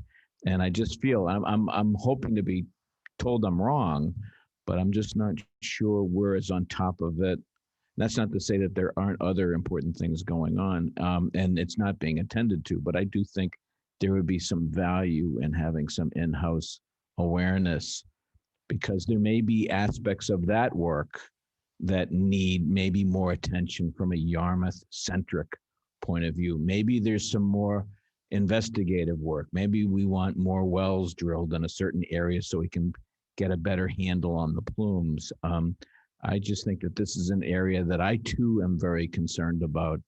And I'm glad you raised it, because I do think that it's something that we need to revisit. I don't think this is Mr. Price's job, although I'm open to hearing arguments on that. But I think this would be the kind of thing that I'd want someone in the health department, or maybe, I think it might be a stretch to add natural resources to it, but someone whose job it is to protect public health in Yarmouth should be have at least some general grasp. And it would be, I think, helpful for DEP to periodically come in and brief our people on what's going on, because it's significant. I just feel that it's slipping away from us as an issue. I think that's a good suggestion. I'll talk to our town administrator about that. My offhanded response would be health would be the logical department to interact with them on that PFAS issue, because it is fundamentally a health issue. But we won't make any quick judgments on that. We'll think about it and see what would be the best way to address that. Yes, you had a question? Come up to the microphone, please, and identify yourself and ask your question. My name is Linda Bolliger. I'm a resident of Baxter Avenue, and I'm so happy tonight that you did bring up PFAS, because this is a major concern of Hyannis Park. We're obviously southeast, and we're downstream of all of the PFAS plumes that are coming off of the airport, and we haven't heard a lot. And we're very concerned. There was a Harvard study that was done last year and published, which cited 2 sites on the Cape with considerable contamination of PFAS. And one of those was our Mill Creek. I happen to live on the shores of Mill Creek, as many of our residents in Hyannis Park do. So these things are of enormous everyday concern to us. It isn't just noise. The environmental impact of the airport is enormous. And we've reached out to Mass DEP. They have been of limited help to us. We've reached out to Silent Spring Institute, and they've been enormously helpful to us. And we will continue reaching out to whoever will listen to us on this issue. But I'm so happy that we're at least talking tonight about this issue in regard to any airport expansion, without thinking about cleaning up the property as it exists now. And I have read the reports that the airport has sent off to Mass DEP, and they're talking about monitoring on an every other year basis after they do their capping or other technologies that they're going to use in order to stop the spread of the PFAS plumes. Well, I don't think every other year is good enough, not for me and my family. So I'm hoping that you'll all think about this as you get these reports and read them yourselves. Thank you very much. And I appreciate everything that you guys are doing. Thank you for your input. Do you have anything else, Dorcas? No. Peter? No, nothing else from me. Thank you. Just a couple of quick observations, Mr. Price. First of all, thank you for your report. In addition to the slides, is the narrative, was that online as well? Is in the Selectmen's packet? Yes. So I think the slides plus there's a narrative report of June 24th, 2022, which is part of the Selectmen's packet that could be downloaded. It's a very good report, kind of puts everything together with the slide presentation. I was wondering if we could kind of lift those out of the selectmen's packet and put them online separately so people could get this information quickly without fathoming through hundreds of pages of documents. Because it is very good work. It's very informative and it's concise and it's well written. But I think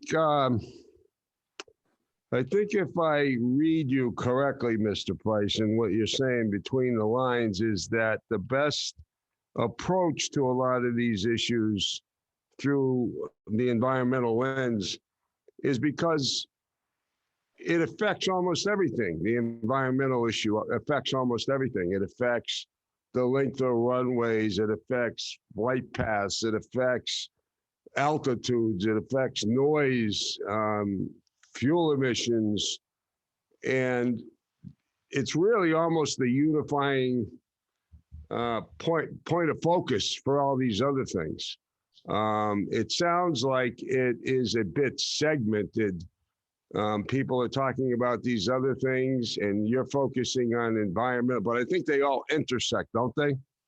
That's true. The environmental assessment is really has a limited life as well. It's only anticipated to be done for projects that are expected to be accomplished within the next 5 years or so. So it's not going to look at projects that are in the Airport Capital Improvement Program in stage 3, for example. So it has to essentially take the master plan and re-justify it because things change. And look how long it took them to do this master plan update in the first place. It took an extraordinary, I mentioned this before, I've never seen one take this long, but be it as may, it's done. The environmental assessment now will take and re-examine almost everything. They're going to have to look at the forecasts again. They're going to have to look at the runway length requirements again. They're going to have to look at the alternatives again. It's a whole new process. And that's good for the town of Yarmouth because now you're going to have some control over what's being done.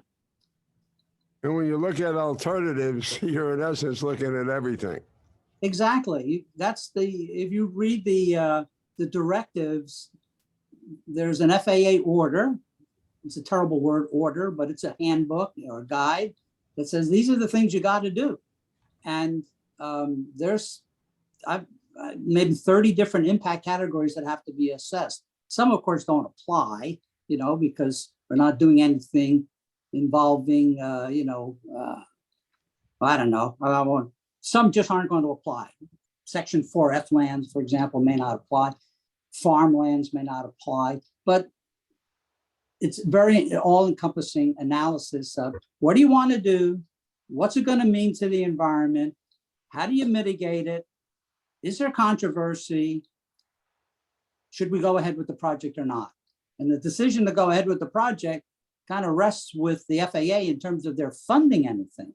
If the FAA doesn't want to fund it, then the town's going to have to do it themselves. And then there's also the state regulations, environmental regulations involved as well.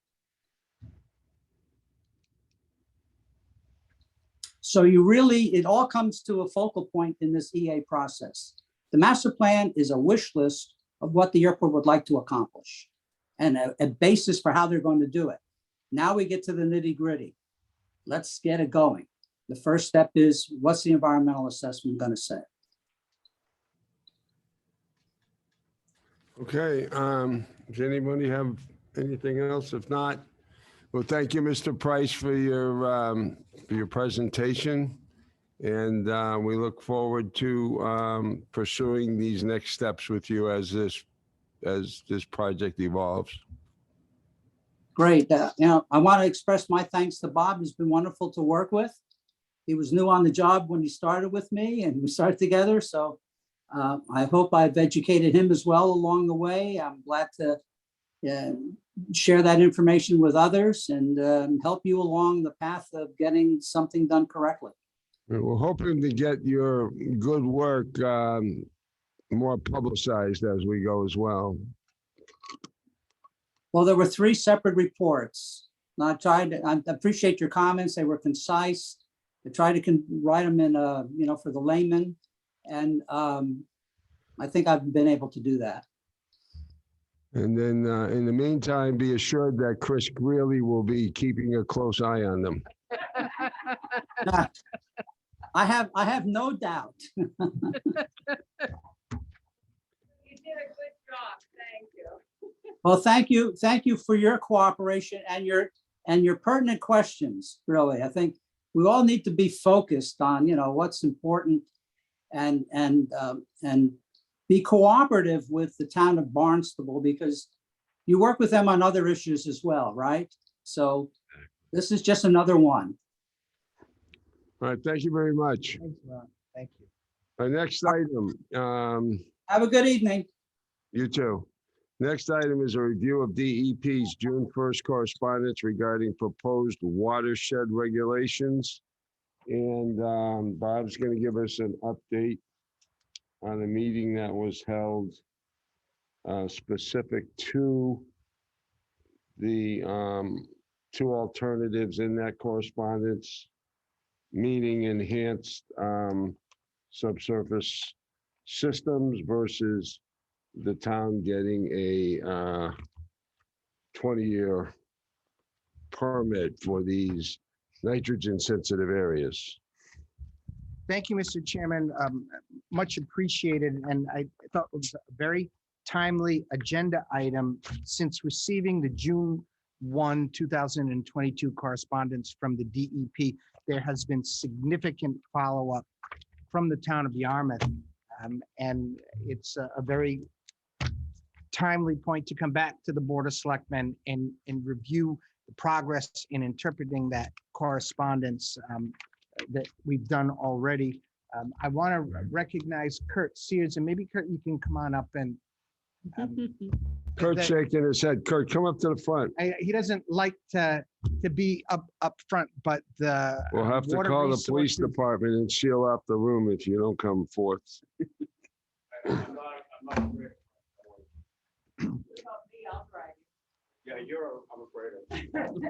Okay, so Kurt Sears is ambulatory. He is moving He's in the forward. house.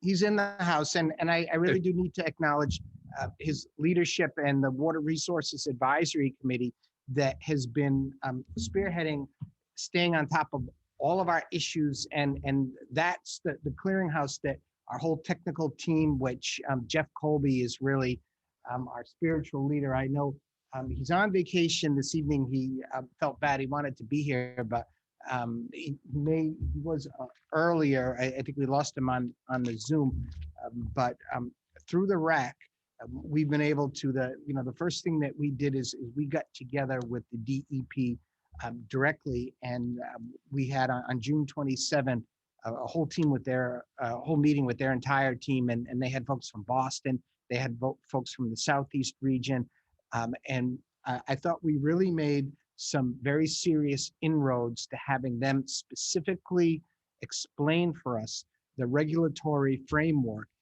that they're approaching now and what that means specifically for the town of Yarmouth. So what we thought that we would do this evening is, with the permission of the DEP, I have the exact slide presentation that the DEP made to us.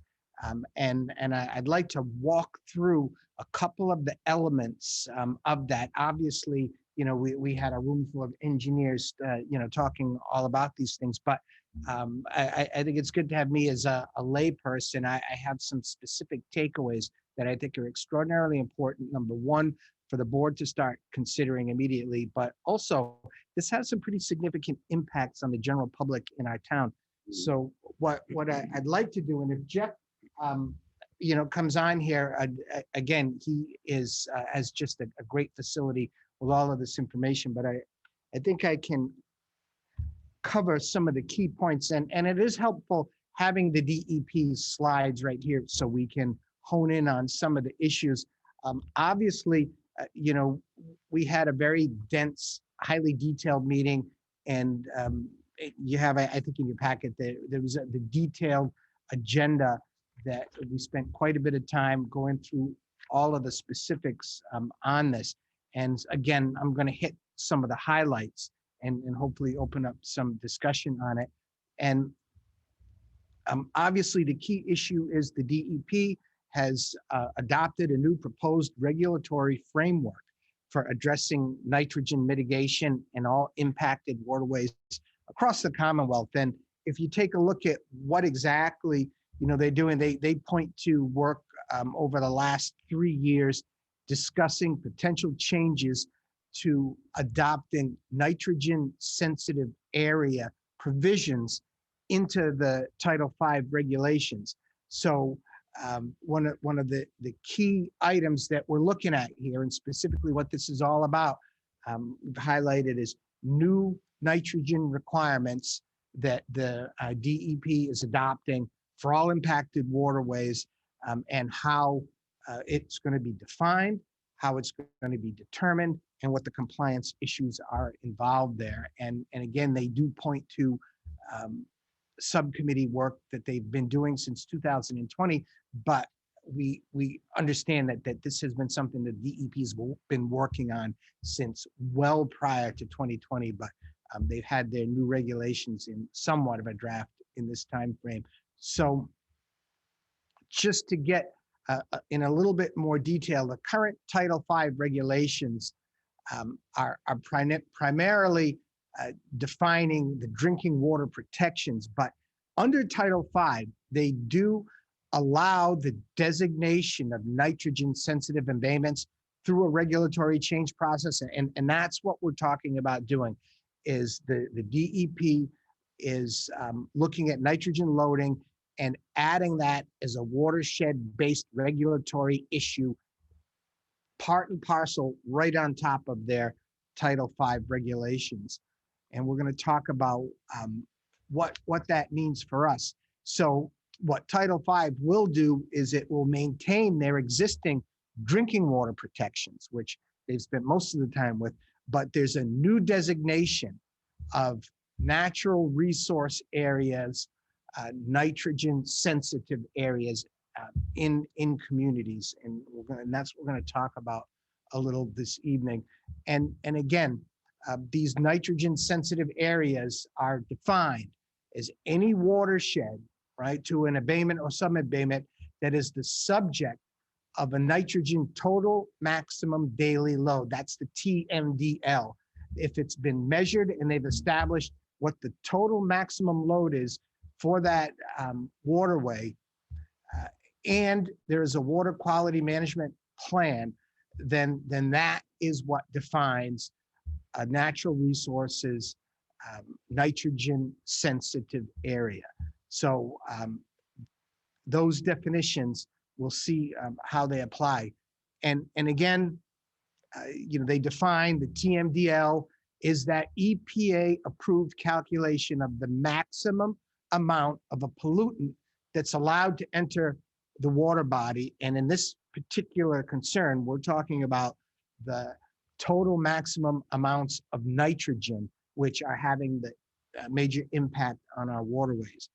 And the second part of that definition that we talked about is whether the communities are subject to a 208 plan, whether there's an EPA approved nitrogen TMDL. And it's critical that folks understand on Cape Cod here, all 15 towns are subject to the EPA approved nitrogen TMDLs in our Cape Cod 208 plan. So for these watersheds, that designation is effective as soon as these regulations come to play. Now, let's talk about what does that all mean for the town of Yarmouth specifically on this proposed new regulatory framework to create these nitrogen sensitive areas.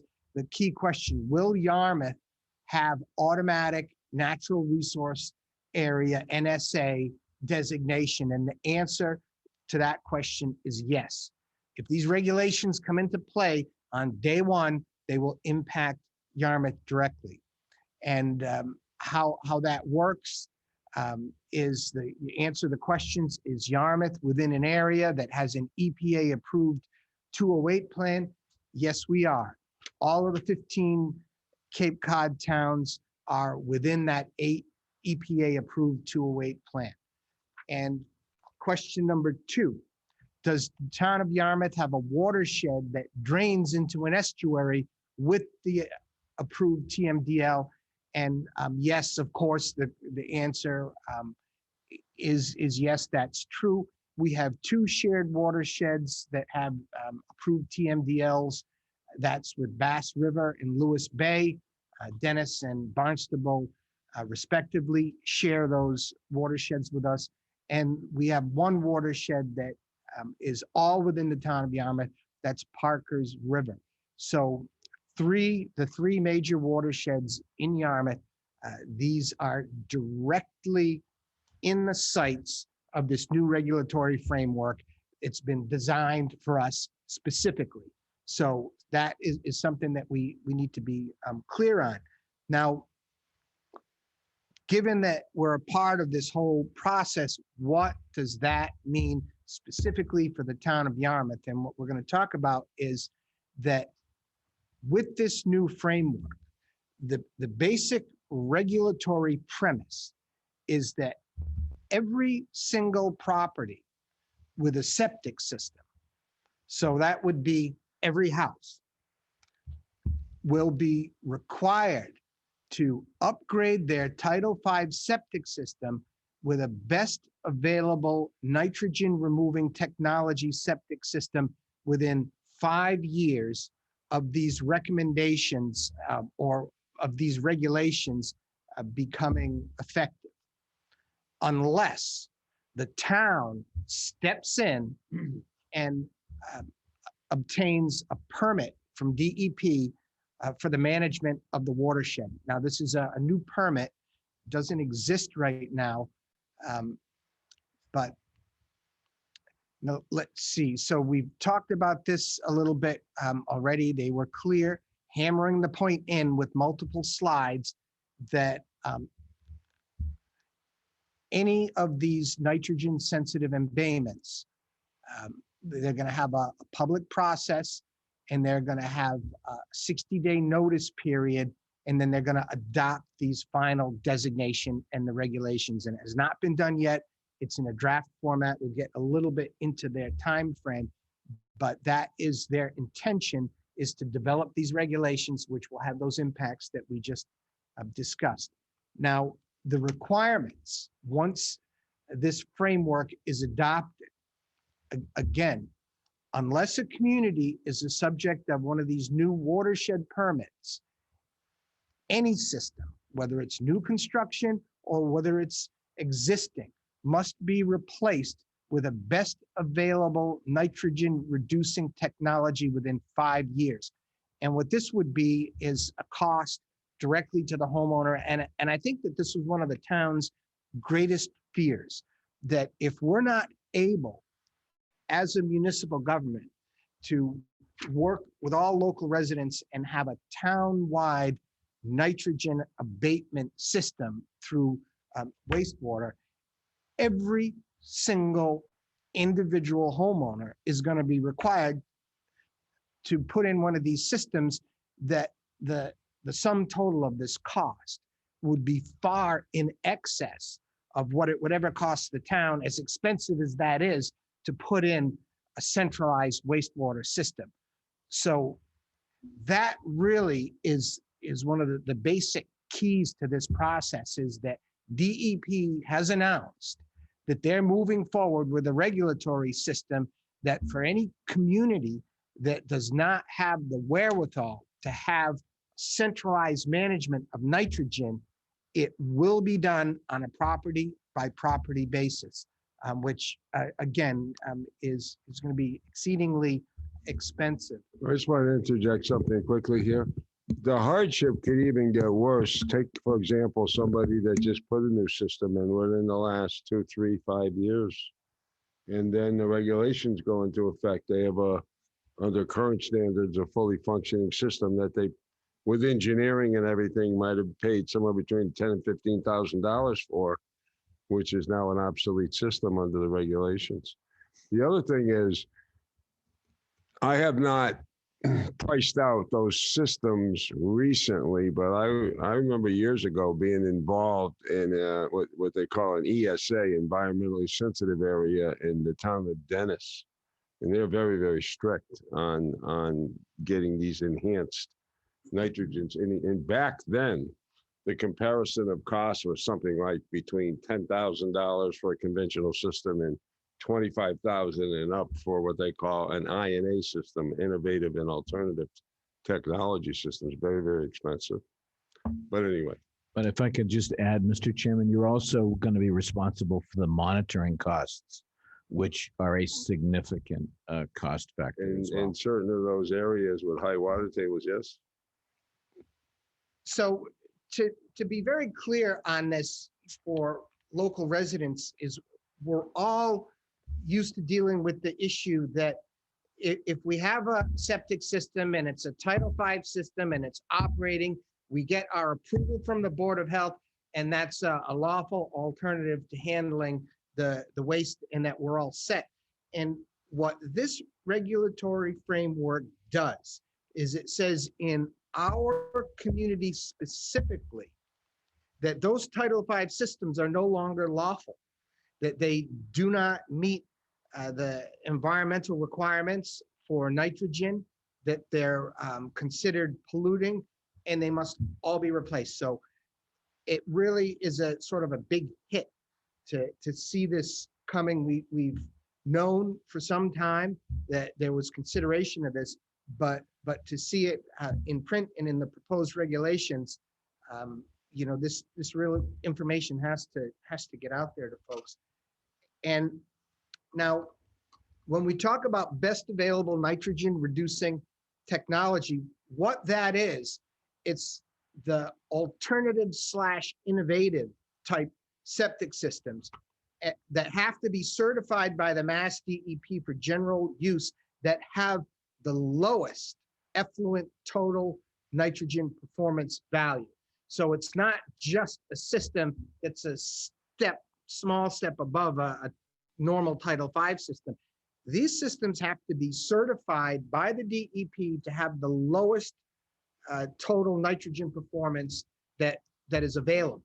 So what that will do is that will elevate the cost of not only construction but monitoring even more. And one of the things that our team is trying to look at is to get a sense for what the individual homeowners' cost would be for these systems, which is not completely clear right now, but make no mistake about it, they're saying right in their regulations, lowest nitrogen performance value. That is the top of the line for those systems that they're going to make a matter of law.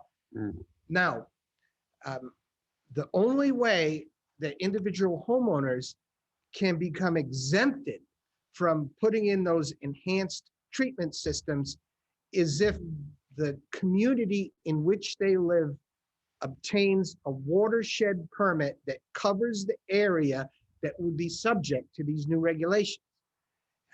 And to do that, there are the specific requirements to get a watershed permit. It's a 20-year permit.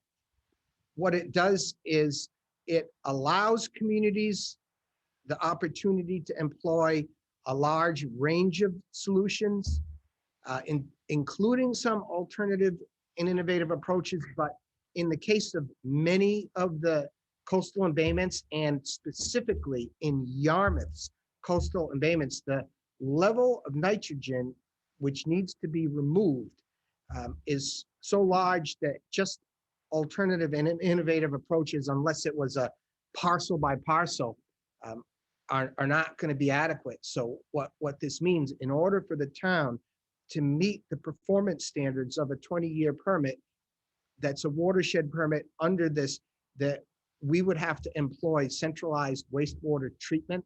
And that is the only technology that's currently available to meet the performance standards that we have. And the watershed permit has to be based on a watershed management plan, which, with the comprehensive wastewater management plan that we're currently updating now, that we have in front of the DEP, that meets that, but it's a highly technical requirement that has to be met based on that technical data, which luckily we do have based on the extensiveness of our wastewater planning to date. And again, the watershed management plan is a long-term plan that it addresses existing water quality impairment and restores the water quality in that protected area. And again, it's based on that comprehensive watershed management plan, which the town does have. And a watershed management plan needs to be approved by town meeting in each respective watershed. And there are some issues we're still quite concerned about. These regulations are in the draft stages right now. And, we were very happy to have the opportunity to meet directly with the DEP. Now, I can tell you on the positive side, they are well aware. And also, I was happy to see extremely supportive of the town of Yarmouth's wastewater planning efforts. They are right up on everything, and they were quoting what we were doing in real time as we were sitting there. That being said, the sort of generic draft of their regulations are looking for watershed management plans, just on a general basis, that will be just qualified to remove, at a minimum, it says 75% of the necessary pollutants within 20 years. And this is an important caveat, which Yarmouth will need to invoke here, unless Mass DEP determines that an alternative schedule is appropriate based on watershed specific issues. Now, for the town of Yarmouth, we have in some, like the Bass River that we're sharing with Dennis, there's an 86% nitrogen removal target for that watershed. What was it, 86? That's the how much nitrogen. No, is that the number? That's the percentage of nitrogen 86%. that we're supposed to be removing. And I've got a figure on that. That's I a can lot, get it yeah. up. And with Parker's River, I think it's nearly 60. Lewis Bay, a little bit less than that. But based on the fact that these watersheds span nearly all of our community, it will be extraordinarily difficult to, even under the best circumstances, within 20 years, achieve 75% of all of that.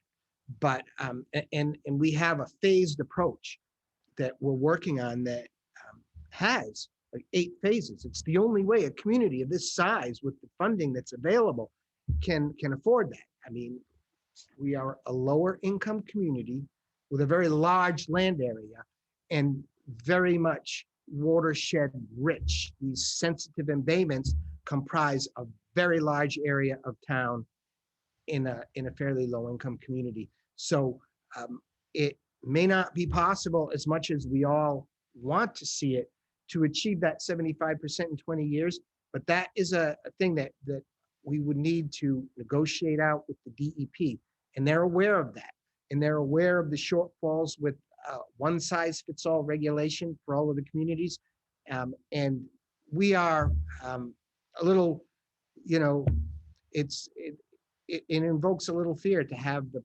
potential of these regulations hitting us all at once, but it's something that we're working on. Yes. And the other problem is that parts of Bass River, especially in the northern reaches, are actually at 100% removal. So the average is 86, and people would be surprised to see what comprises the Bass River watershed. It actually starts at Bayberry Hills and moves east across the bogs at White Rock Road that I think everybody knows about, across the street and into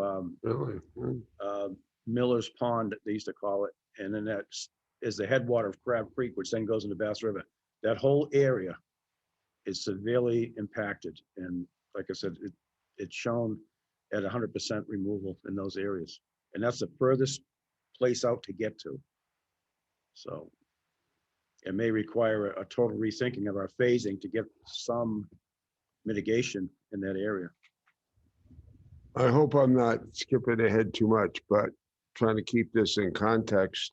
You and I had a conversation about this today, and I understand that 2 essential challenges that we have, even with our plan, our wastewater plan, is our plan's predicated on basically a 40-year plan is twice the time standards that they're proposing. Number one, we almost be impossible to do in 20 years.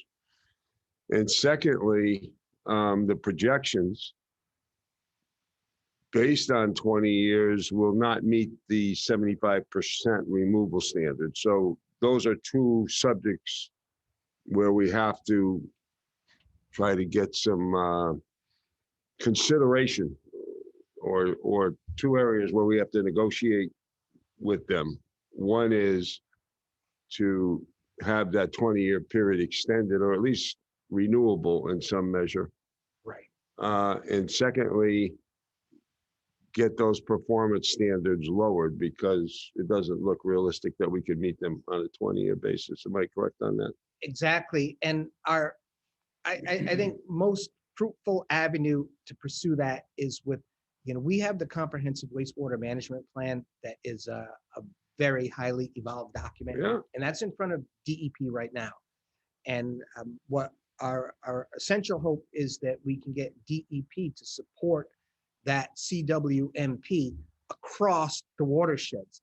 And I think that Yarmouth's approach, by not just trying to get one watershed and leaving the others behind, is that we're trying to cross watershed boundaries in the earliest phases with the backbone of our system and adequate treatment capacity, such that we have the opportunity to grow that system over time to achieve these levels in all three of the watersheds, and not just one. And we're very hopeful that that approach will be very appealing to the DEP. Now, there is a chance that some of the future phases may change as a result of input from DEP on first the CWMP and secondly, the watershed management plan that they have to approve.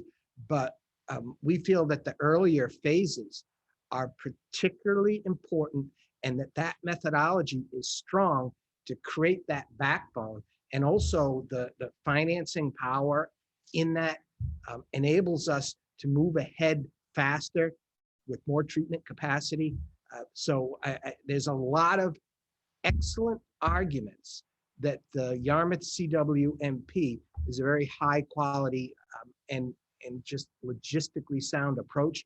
But the key thing is, unless Mass DEP determines, so we're going to have them determine that we're right. And I don't want to suggest that there's any weakness in our plan. It's more that the environmental damage that's been left unattended over the years is that substantial.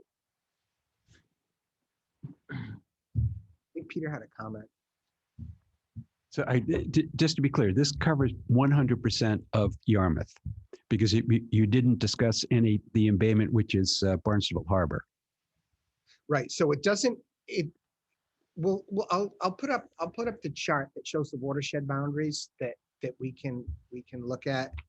So there are some areas in the northern tier of the community that aren't subject to these particular watersheds that we might at this point don't need a plan for, but it does, from an east to west standpoint, incorporate the whole town. Right. And when they discuss I can't remember exactly the term, but the best possible, qu'est-ce que c'est? What is it? Does it exist? Well, I'm they're working, I'm going to suggest two things. Not that I agree with what they all do, but the Friends of Bass River and the Barnstable Clean Water Coalition are doing a lot of work. Yeah. And Barnstable's been pushing a lot of this nitro, that's the brand of the system, this IA. None of them are approved yet officially by DEP. So I think it's kind of interesting that they're pushing something that they haven't even said is okay yet. Right. Yeah. When I was reading this, I'm going, okay, what is the best possible system? And I'm not aware of anything that's been approved, and I know there's several experimental systems out there, but my understanding is the nitro system, they're approved for 50 systems on a test basis right now, leading hopefully to a permanent approval. Right. Who knows when that'll happen? Right. And Kurt, this is all in draft form right now. Is there any indication of when the comment period will be up and final regs would be issued?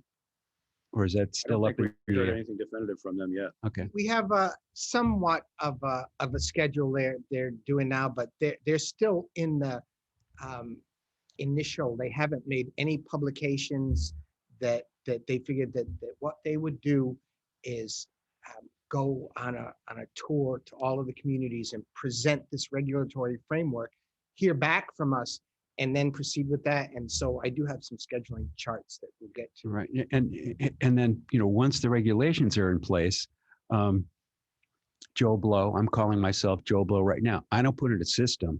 Is the health department going to come in and condemn my house and throw me out? Potentially. Potentially, right. Well, the DEP can fine, they can issue fines through the state. I'm sure they'll have some teeth behind the regulations. And generally, when they fine you, each day is a separate violation. Right. The other thing about the IA systems also, if you looked at the DEP website on the test cases, Yeah. if you have a test system and the sewer goes down your street, guess what?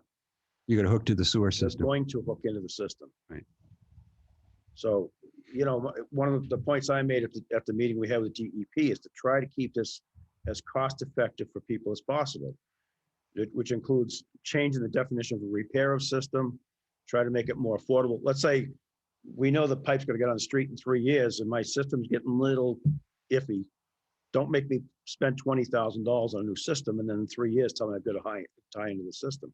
That's not going to fly with me. Yeah. Right. Again, it's So working in Provincetown. I had customers with commercial properties that spent $100,000, and then they were told, fill it in, you're hooking to the system. right, yeah. So my point has been for years that, Yeah. especially on the commercial side of things, if you could get the owner to if nothing else, escrow the money, find a short-term solution to their septic system problem, then let them tie in. Most of the people I talk to, they'll be glad to give the money to the town just to take the problem off their property. And I think the more the homeowners look at that too, that if they don't have to do a quarterly testing with the pumps and the electric bill and the monitoring costs to have an innovative alternative system, they'd be better off also. So just to a couple of more points on the watershed permit applications. Again, they have to be done by a local government, and it can be done regionally, but it's something that individuals. Regionally, you mean the entire county, or do you mean like municipal agreements? Yeah, what we mean by regional are that local government units, if there's multiple governmental units that share a single watershed.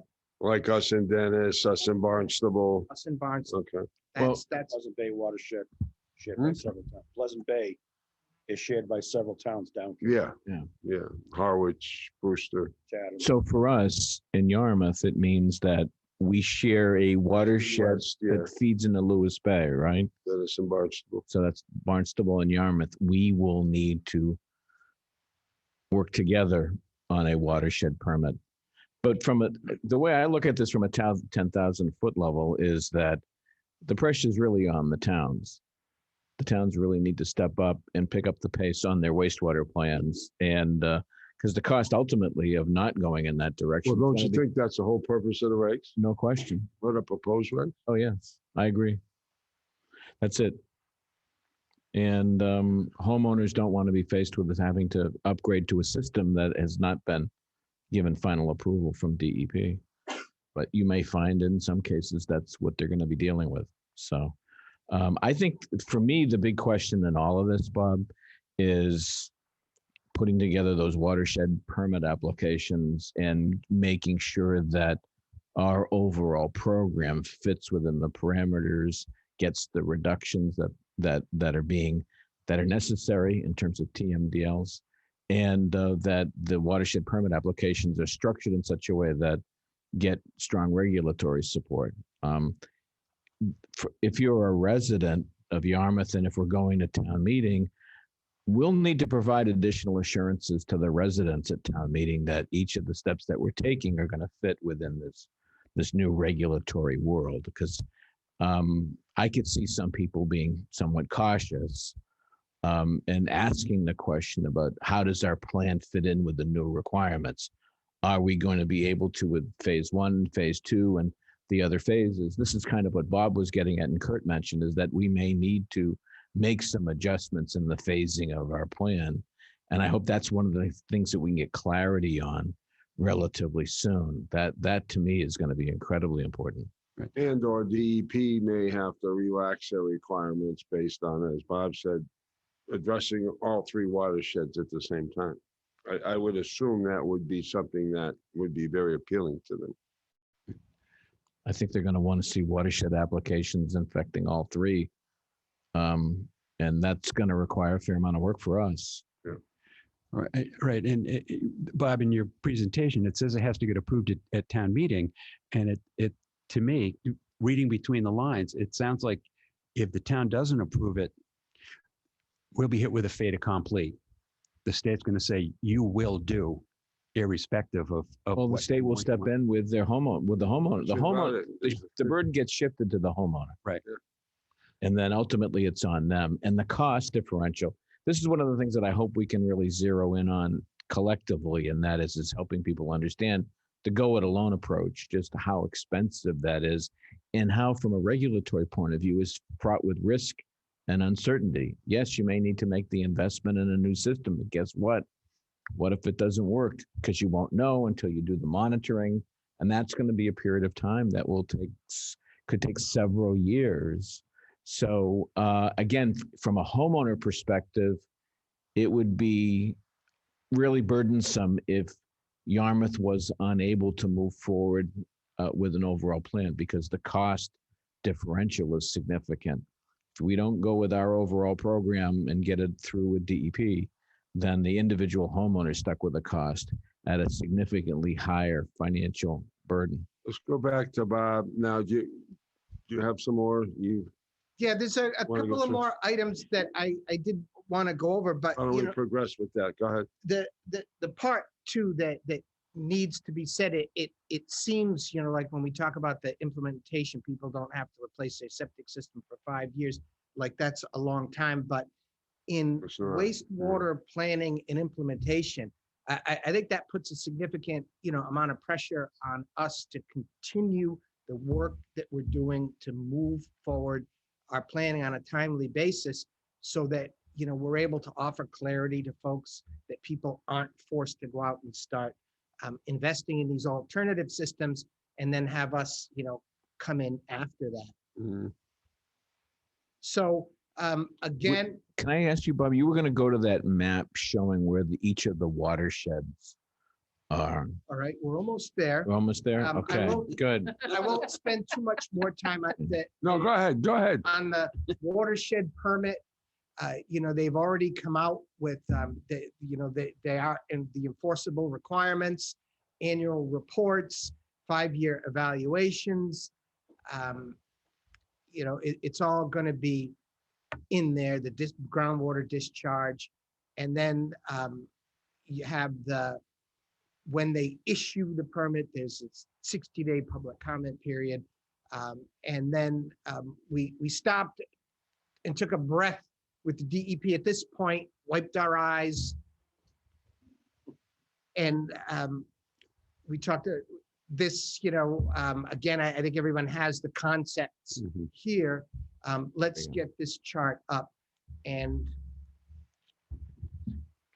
I don't know if you can really read the numbers here, but let's talk about the numbers. It's the Bass River one, that's the one, 69.5%. Bob, Share it with Bob? You want to take the microphone? grab the mic.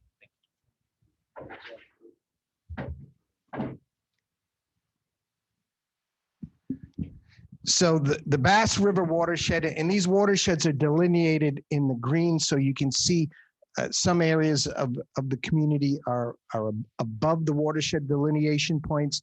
But together with Dennis, we need to remove 59.5% of the nitrogen in Bass River. It's 96% in the Parker River's watershed, and in Lewis Bay, 80%. And you can see a little bit more easily the watershed boundaries.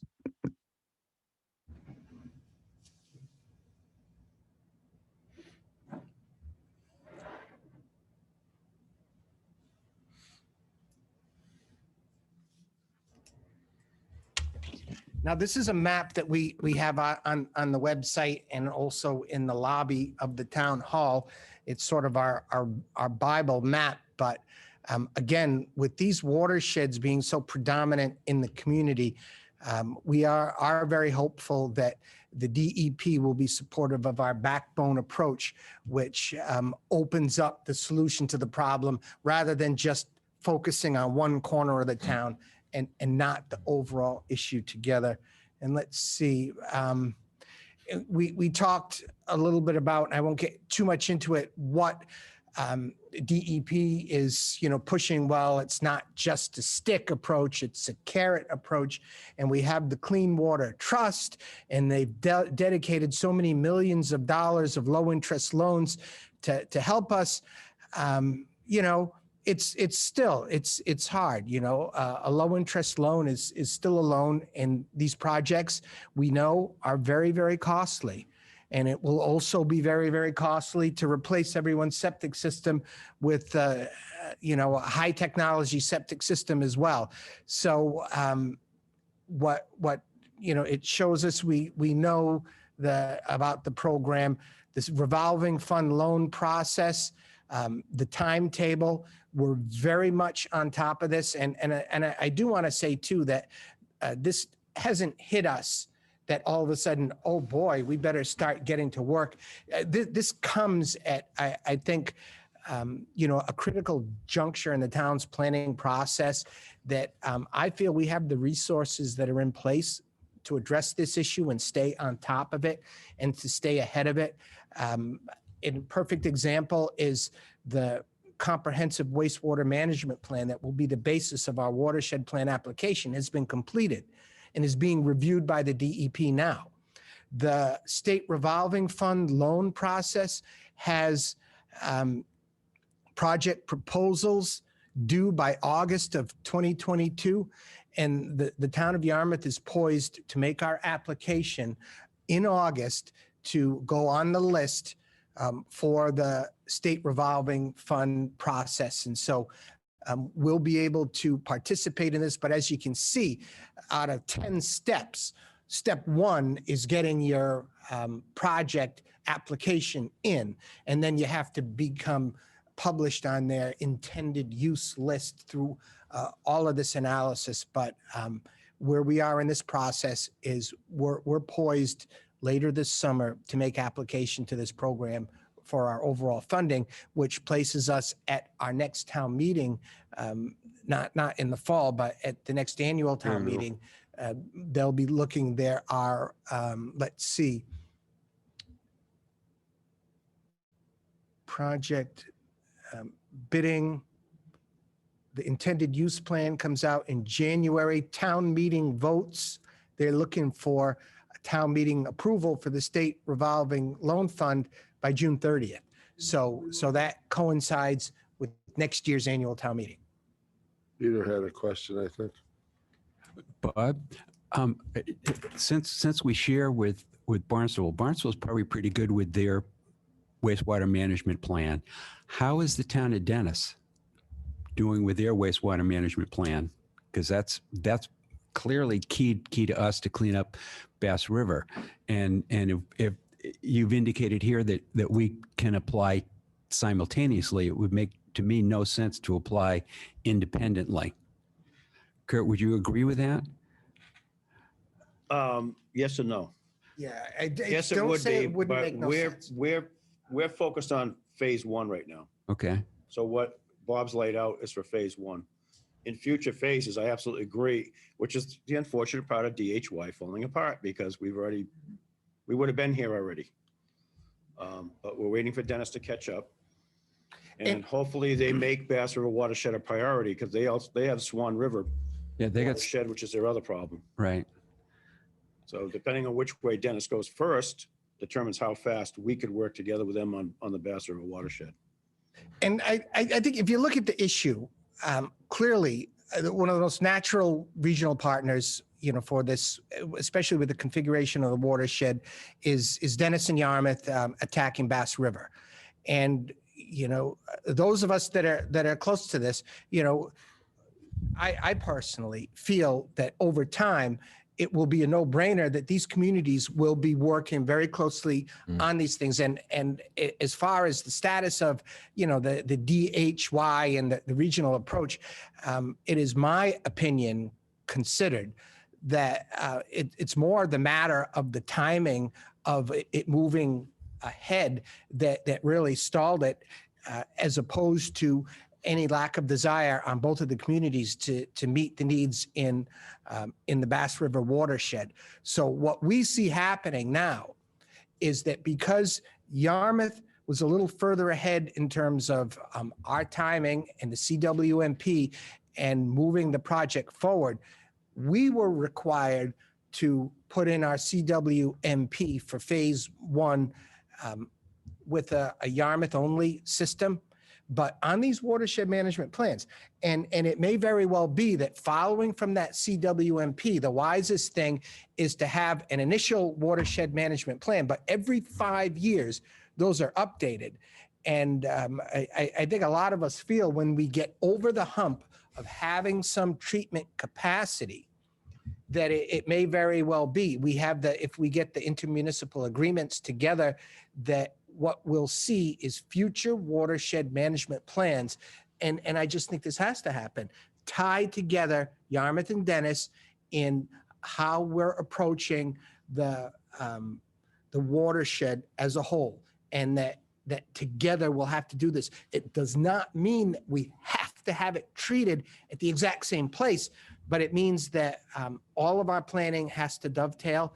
And the only thing that I'm saying is that the initial phase, more than likely, will require us to go with our CWMP as it's constituted for the first draft to make sure that we exempt everyone from those requirements. But make no mistake about it, I see us not stopping, continuing to work closely with Dennis.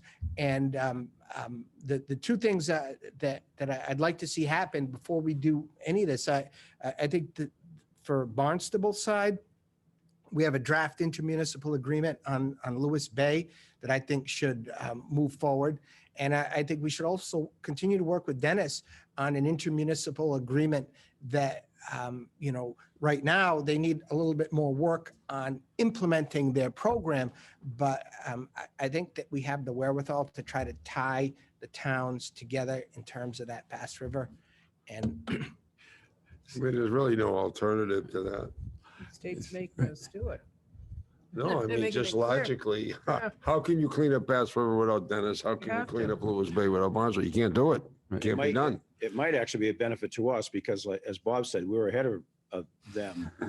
It might We're force them to gonna- come up to speed pretty quickly. Regardless of how people feel, we're going to be forced into those partnerships. Absolutely.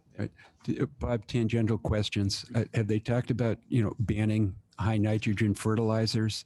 Have they talked about putting in tight tanks, especially, properties that are right on the watershed? I mean, right on the water? no, right now they're hitting us where it hurts with the Septic. septic. And, I can say. A tight tank is a septic system. Which is 85% of the problem. But from a scientific standpoint, they have the data that, shows far and above, that's not even comparable. The nitrogen loading from individual septic systems is where they're putting their might. So this is what they gave us for their timetable, that they're in a process of communicating with the towns and the stakeholders. We have a second meeting. We had the big Yarmouth meeting, and I thought it was very successful for our team and the whole technical team was there too and brought up to speed. There is a meeting on Thursday of all of the Cape Cod town managers with the same DEP team. And I think that will be very instructive for me as well. I really internalized everything from how we're approaching things. But I think to be sitting there with Dennis and with Barnstable and with all of the other towns, it'll bring things into a much clearer focus on regionally how things go. And it's very important to me personally to, work hard as a leader regionally on this. And it was Bob Lawton and I together that spearheaded this effort, that we wanted DEP in with our town manager group as soon as possible. And so we can repeat this. And I think this community in particular, where we stand in the region, in the problem, in everything, I think we're really poised to help be regional leaders, working with the DEP to come up with a framework that we can tolerate, that works with our local residents, that works with our planning, that works with everything that we've done. And so those efforts, I think, are huge right now. And so I'll be able to let you know after, we get the input from the other towns as well. But at least that's a forum that we have that, regionally can work it. So I want to go to Kurt and give him an opportunity. Is there anything you want to add? Any impressions from the meeting? Any concerns that you have about it going forward? Well, I think there's some momentum that we need to keep going. And I think by their time frame, it's going to happen whether I don't want to say we don't want to, because we do. I think this meeting should have happened 15 years ago. Because I think it's also good that the DEP has publicly taken a position that many of us have been saying for a long, long time, that people have not believed what we're saying, and that is the IA system is not the solution. Even, I talked to, I think, Dave Young and Jeff. Even these IA systems that they're trying in Marston's Mills are performing better than anticipated, but even at the levels they're performing at are still not going to remove enough nitrogen to fix this problem. So, things like that, now that we have the state backing up what we're saying, we've been saying for a long time, I think it's going to be helpful. And we've been told for many, many years too, that the DEP could drop the hammer at any time. Well, right now they're picking it up. So I think if we keep doing what we're doing, we'll be okay. But one of my frustrations has been that there's a lot of people involved in this process that don't seem to have a sense of urgency that I do. Every time we lay out a time frame, it's like, yeah, we can meet that. And then when you go talk about it, it's like, well, 23 turns into 24, turns into 25. I really, I don't think it's going to happen. I was really hoping we'd be digging some dirt by next year sometime, but apparently it looks like 24, which would still get us online in 26, hopefully. And then waiting for DOT. Something I didn't know about till recently is that the western end of Route 28, the Hyannis side, where we thought we were going to start, DOT is not ready. So we're going to start this side.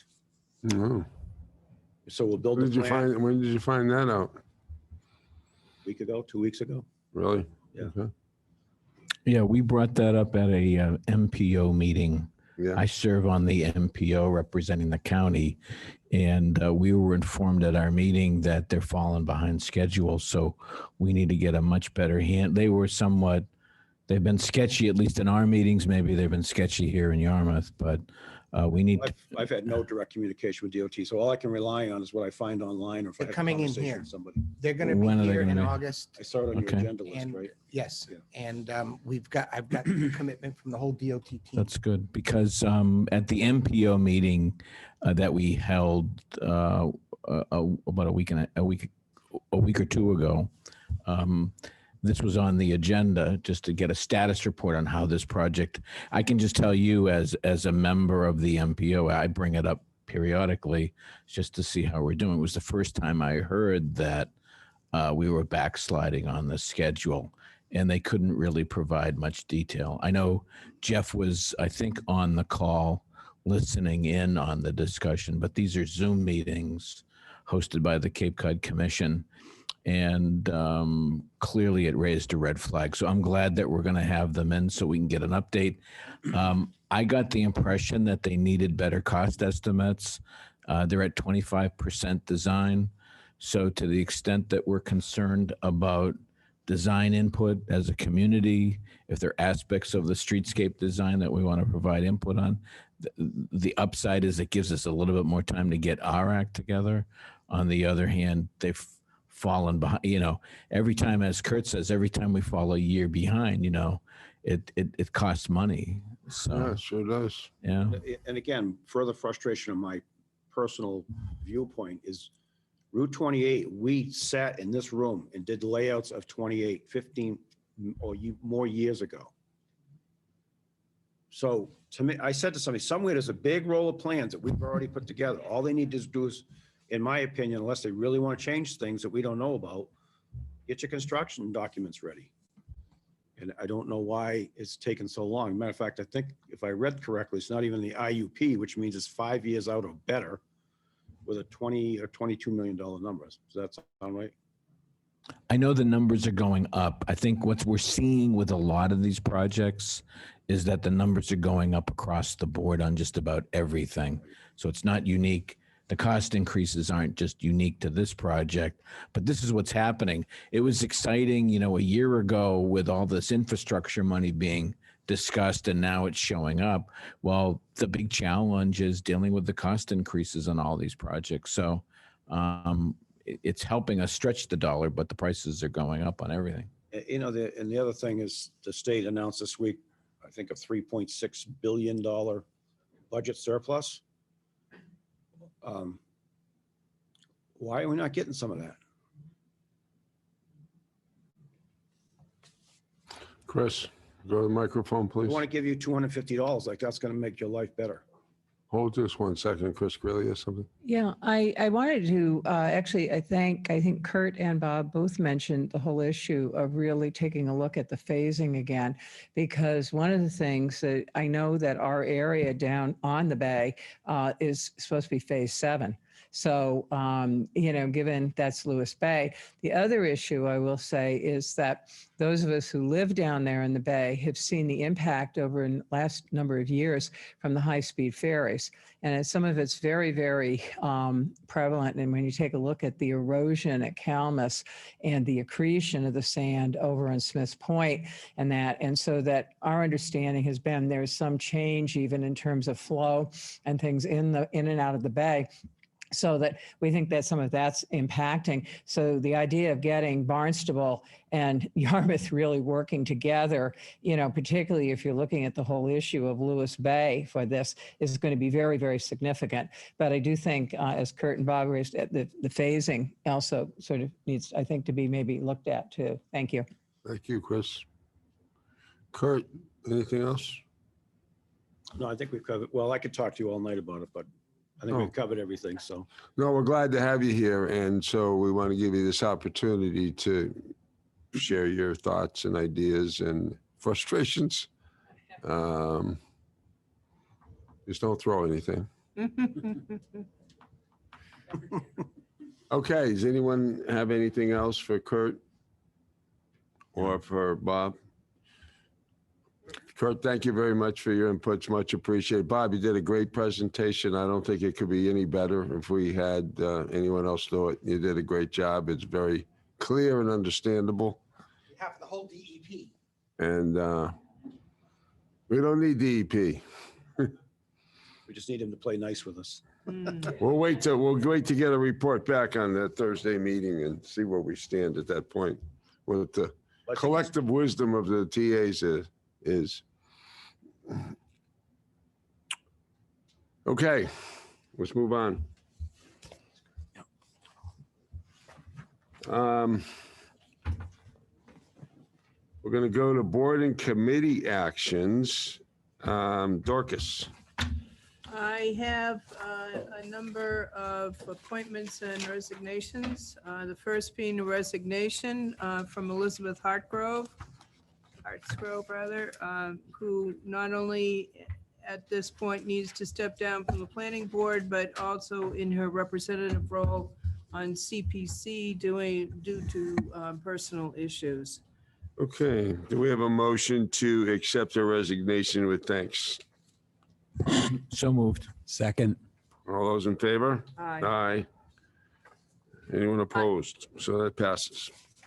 I have reappointments to the Conservation Commission, Ed Hoops and Rick Bishop, to be reappointed for a 3-year term that will run through June 2025. We're gonna move those So at the moved. same time. Do we have a motion? Second. We have a motion by Mark, and a second by Peter. All those in favor? Aye. Aye. Anyone opposed? So that's unanimous. I have reappointments to the Historical Commission for George Slamma, Robert Kelly, and Sam Lawrence. Reappointing Mr. Lawrence as an associate member to the Historical Commission for a 1-year term that will run through July 2023, and appointments for 3-year terms for both Mr. Slamma and Mr. Kelly that will run through July 2025. Let's move those separately, just for clarity. Let's take a motion to reappoint Mr. Slammer and Mr. Kelly as regular members Okay, for I'll move. 3-year terms that run through July 2025. So moved. Second. All right. All those in favor? Aye. Anyone opposed? Can we have a motion to appoint Mr. Lawrence as associate member for a 1-year term, which will run through July of 2023? So moved. Mr. Chair. Second. All those in favor? Aye. That passes unanimously as well. Anything else, Dorcas, on appointments?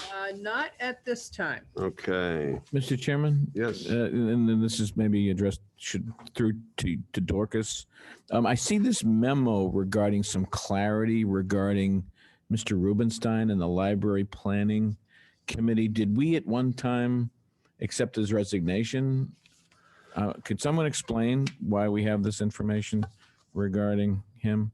I actually am meeting with both Liz Callahan and Jane this Friday to talk about that and get some clarity. So I should be able to report to Okay. you next Tuesday. Okay, thank you. Yeah, I see what you're saying on that, Mark. There was apparently a recommendation Callahan. that the motion approving the January 12, 2021 minutes be corrected / amended based on Mr. Rubenstein's letter to Mr. Horgan, who then was appointments chairman. And the motion that was proposed was to accept with appreciation his request to step down as chair of the Library Planning Committee, effective immediately, but that he would remain a member of the Library Planning Committee. So apparently, the way I understand this memo, and I don't know who prepared it, is that he just changed his position on the committee. He didn't resign. Right. And, not that I want to chime in or anything, but No, feel free. situations like this, it may not be the best thing to do and go back and amend the minutes from 2021 because, maybe the motion was made and that was at that time, but Yeah. potentially a reaffirming vote of the board now of his appointment. And Okay, why don't we do this? Do I have a motion to? Well, I think the appointments chair was going to review this, What I right? was saying is Oh, that I'm you're meeting, gonna and meet my with- apologies to Linda Callahan for calling her Liz, but I'm actually meeting with Linda Callahan and Jane on Friday afternoon. So I would Sort it out. just sort the whole thing out bring and it we'll back be, next time. Okay, where did this info come from on this proposed motion? Well, that's the thing. It's like it was just dropped in our Anybody packet. know I have where it no came idea. It says it's addressed to Selectman Horgan, signed by Mr. Rubenstein. But All right, that letter is at we'll, the we'll end. straighten that out at Yeah. the next meeting. It's very difficult So to we'll figure. pass on that, all right? Good. So now we go to minutes of January 16th. I recommend 2020. approval of the minutes of January 16th, 2021. Do I have a second? Let's see. Second by necessity. Yeah, they're invoking a rule of necessity. I like that. I like that. Very, very legalistic. Okay. All those in favor say aye. Aye. Aye. Anyone opposed? Passes by a 3. You're abstaining on that one, Dorcas? outstanding. Yes. So it passes by a vote of 3 in favor, 1 abstention, 1 absent. Clarification, I also wasn't there. Should I be abstaining as well or vote by necessity? No, I think you can vote Have to vote by necessity and because we have to get these right over, I think, to the Smithsonian Institute. Yeah. I think you can vote by necessity on Yeah, that. that's a pretty, we got a pretty old one. Yeah. That's For fine. my necessity, I The rule of necessity, yep. So let's see, upcoming agenda review is next meeting is, oh, Bob, you were on your town administrator's report. We're gonna do a little reminder on the July 30th goal setting session. Sure, we can go through this just a little bit, but we've got on the upcoming agenda, Yeah, no, what I'm saying is you could kind of weave it into that. Okay, go ahead. we've got a number of things. There's a couple of big license issues, and we're going to be talking about the Route 28 market study update next week, Chase Brook Park. And we have it proposed for Madakees Middle School discussion. And I think, are at the point now where we're ready to discuss the CEDC charge, and then there's some municipal employee issues. And on July 30th, we're all booked in. I'm glad to see we jumped back on that horse real quick, the goal setting process, and I think that'll be critical to get that wrapped up. But I see we're doing it at the senior center. Yes. I know we looked at that other building over there, but that didn't pan out, huh? We could try Simpkins if I you'd like showed to do- Bob the space at Simpkins, which is beautiful, the Simpkins Library and auditorium. Is it air conditioned? Yes. Oh, is it? Because I don't know what the Believe weather's so. gonna be like. I mean, I'm fine going to the senior center. I'm fine doing whatever the I just board wants to do. But there's that space that we have access to at Simpkins. That's a wonderful place. It's actually quite nice. I've Oh, been it's there. beautiful. No, you're right. We probably should be using space that we Right. have Yeah, it's access. definitely an environment where it lends itself to All right. the kind of discussion that we're going to have. I mean, if we could use it, I'd love to be Why able don't to we use see it. what kind of cooling system they have there? Okay. I just want to make sure people are comfortable and don't like leave after an hour. Oh, it's so hot. or else get really mad. Yeah, or There you get go. angry, yeah. The 12 angry men, women, whatever. So I'll check into that tomorrow and keep the board updated, so we'll know. But I That'd be great. agree that it's a beautiful space, and it'd be nice to use it for something. So we possibly could be getting another update on your Thursday meeting on the 19th too, right? Mm-hmm. Yes, Mm-hmm.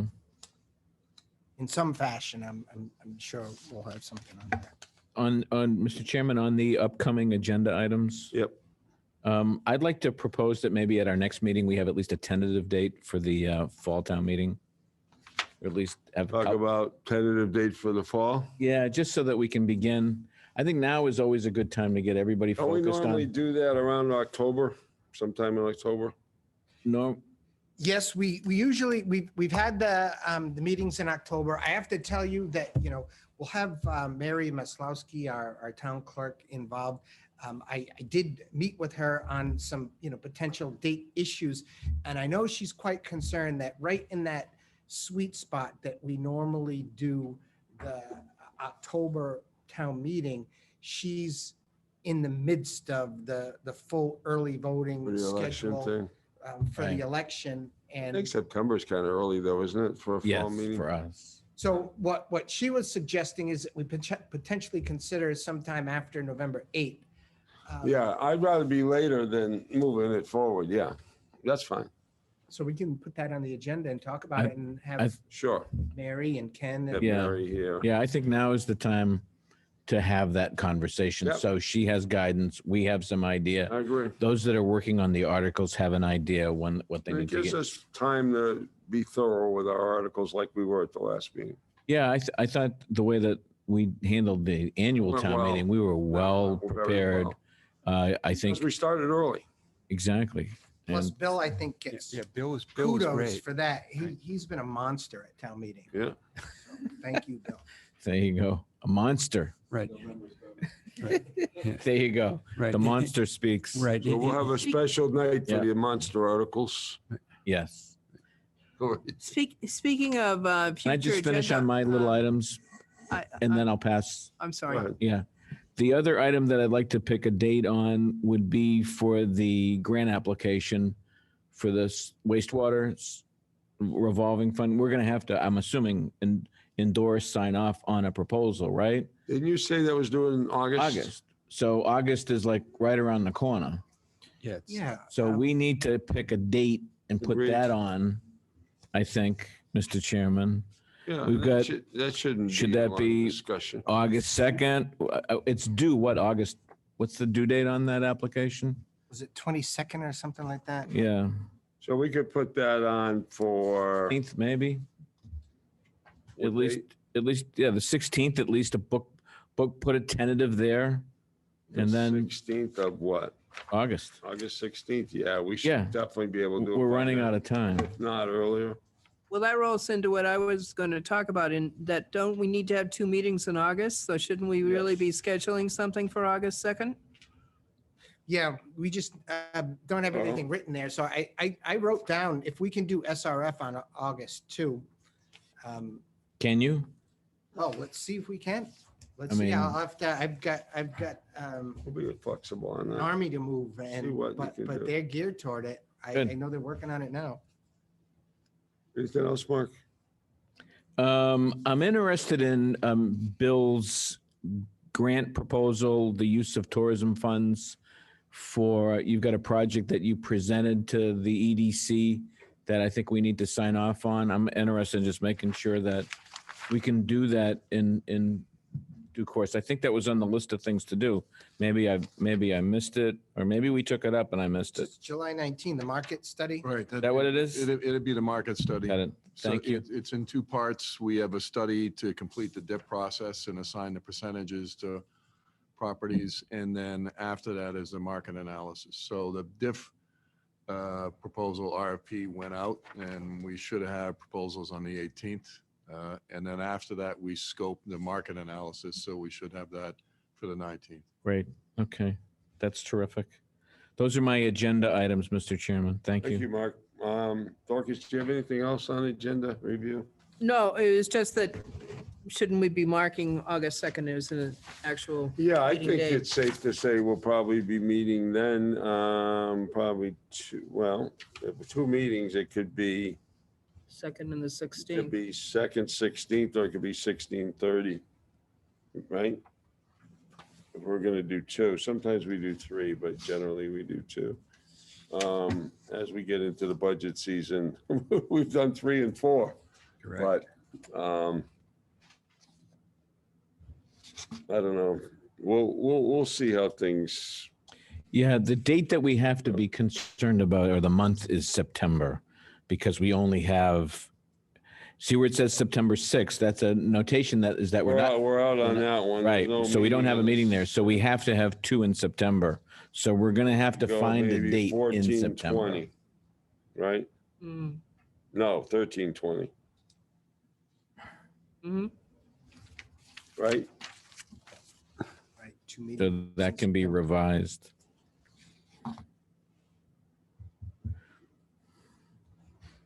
Yeah, you're right, because of that vacation, it doesn't leave us any other room. No. All right, Peter, do you have anything on agenda review? Yeah, we had a request a while ago to put someone on Tony Kent, and I'd like to get that on the agenda so it can be discussed. It's part of appointments chair stuff, and it's been hanging there, and I've gone back and forth with the folks, and I have a recommendation, but I think it should be taken up by the full board, and it should be like a 5-minute discussion. Okay, so what's the timeline on that? Is that a pressing issue? Only that it's been hanging for a while. So I would, if you don't have anything going on August 2nd, I put it on August 2nd. All right, can we do that? Can we put Tony Kent rep on for 8/2? And one that's hanging fire for a while. Who's gonna present on that, Peter? Me. Okay.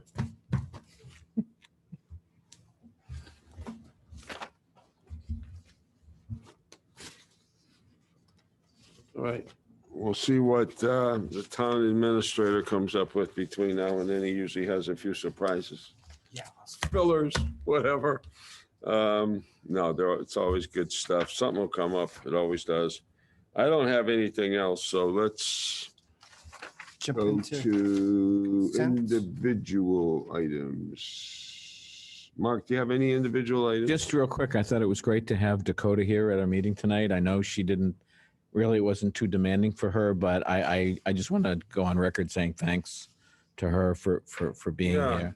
I want to thank her too for getting that work done so quickly. I have not had an opportunity to review it yet, but I look forward to doing that. Oh, the database. Yes. Yeah. That was a nice piece of work. I want to tell you, look I forward don't to think it. Dakota's still Is she here, still but here? No, she's gone. No. what a great job. That came out of the request from the Board of Selectmen's last hearing. And we talked about it briefly, and I had this database, and I was very impressed with that. I was very impressed with it because I couldn't open it. You gotta get access. It's in access.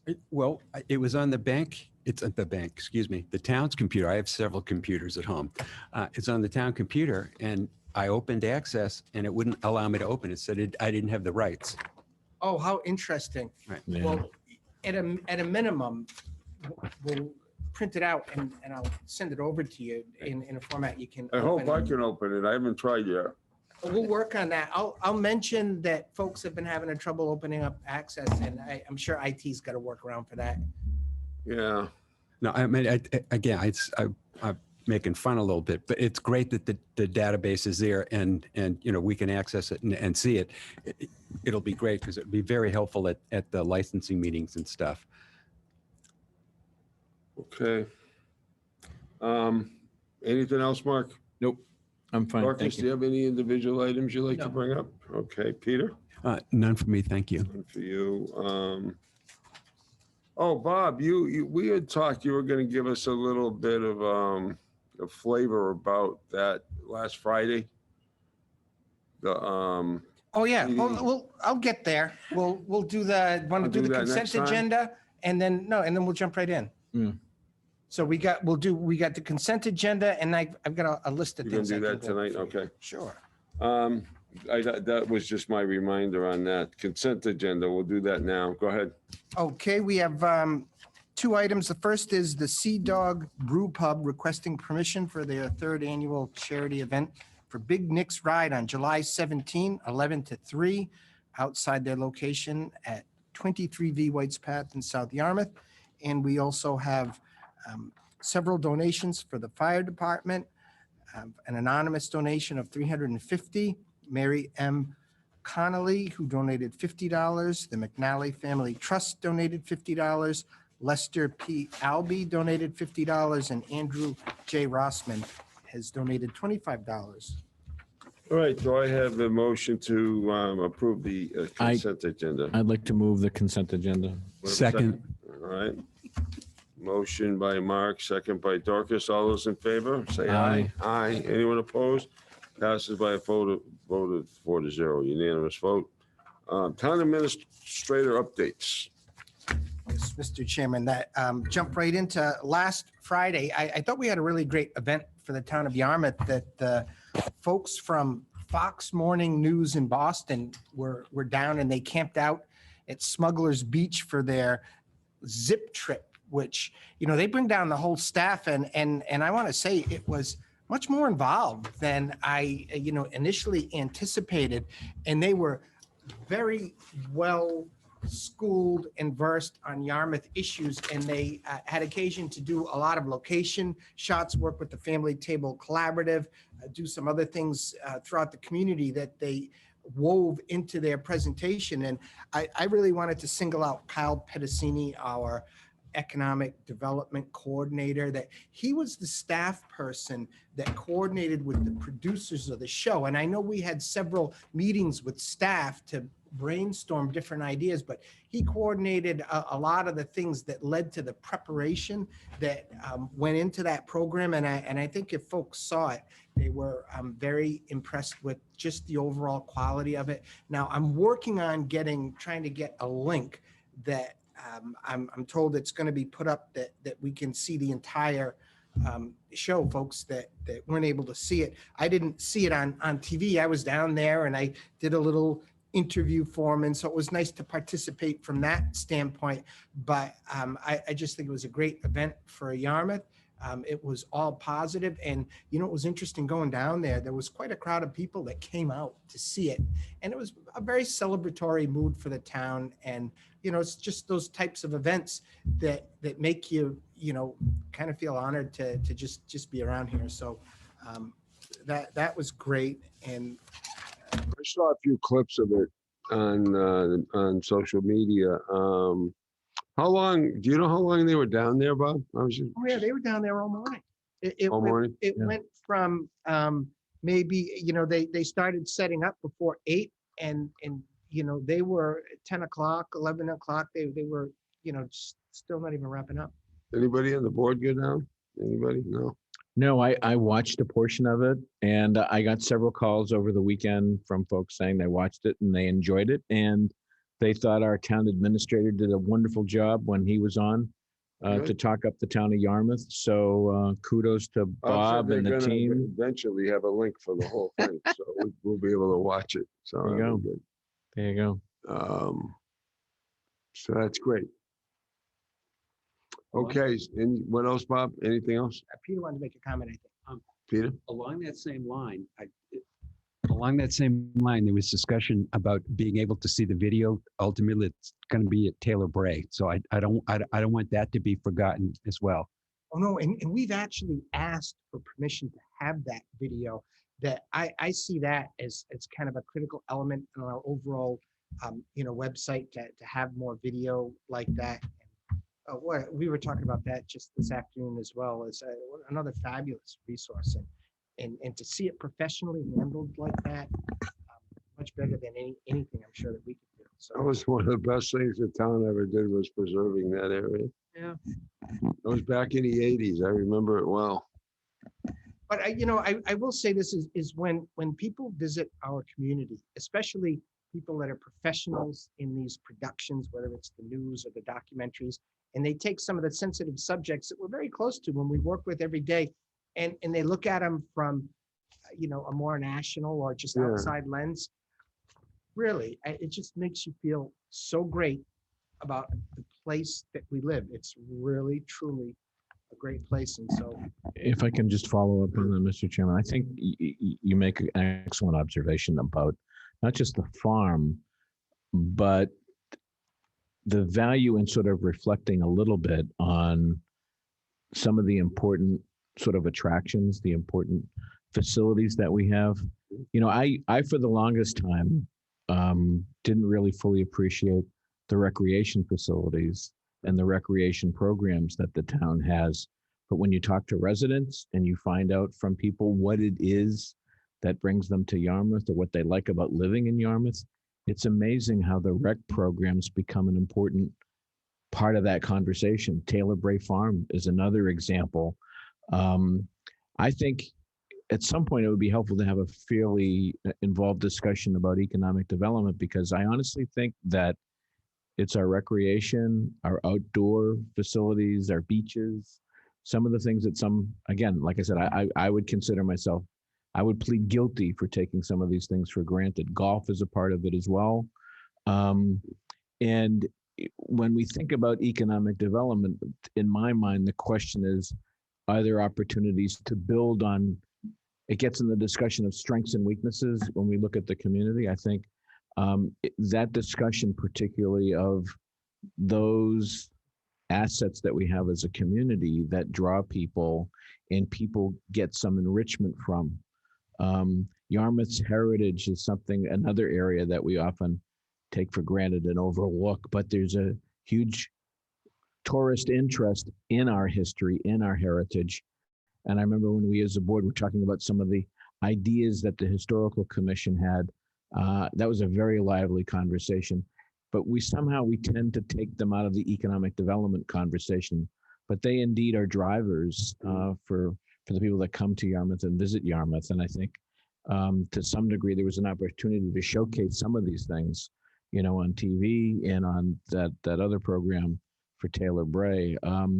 So I'm interested in at some point having a fairly expansive discussion about economic development, because I think the rec, Taylor Bray, some of our other historic facilities tend to get overlooked in how important they are in bringing people here and enriching their lives and their experiences here, and how in many cases it brings people back. So I think that discussion is long overdue. So I'm glad you If brought. I could comment on that briefly, I agree with you 100,000%, because I've always said that there's a reason why people want to live here, and it's more than just going to the beach. And in addition to what you just said, all of which I agree with, it also shows you something about the values of the people that live here. When I first was on the Recreation Commission back in the 80s, it was a little small department, had a budget of about 5,000, and they had these kind of almost political lobby groups, and most of it went to ice hockey and to the YD Red Sox. I'm serious. That's where all the money was allocated. And over the years, the department slowly built, and we went to the adult community. It's what can we do for you? And the seniors like swimming, aerobics, things like that. So we try to get more engaged with them. Now I see, looking back, the moms want programs for these kids at younger and younger ages to Exactly. integrate them with other kids, get them ready to go to school, interact with other kids. You can't get enough programs. Our sailing program, very, very popular over the years. Flax Pond summer program, usually they got wait lists to get into the Wait lists again this summer. always. Right. They're affordable. There's a lot of working parents. They're good programs. They're safe programs. So yeah, it does drive the economy. There's no question about it. Right. Yarmouth is more than beaches and restaurants. There's a lot more to it. The cultural center, for example, is another amenity. We've taken a more of a comprehensive program with CEDC funds. We funded the Dennis Playhouse, for example, which I'm all in support of that. It's a community resource. A lot of Yarmouth people go there. It's the oldest continuously operated summer theater in America. Right. It's an historic place, and it's had all these famous actors and actresses that have appeared there over the years. Why would you not support something like that? And I always, not always, but frequently also refer to them as quality of life issues, which go to, why do we live here? What are the things we like to do? What can you do in Yarmouth?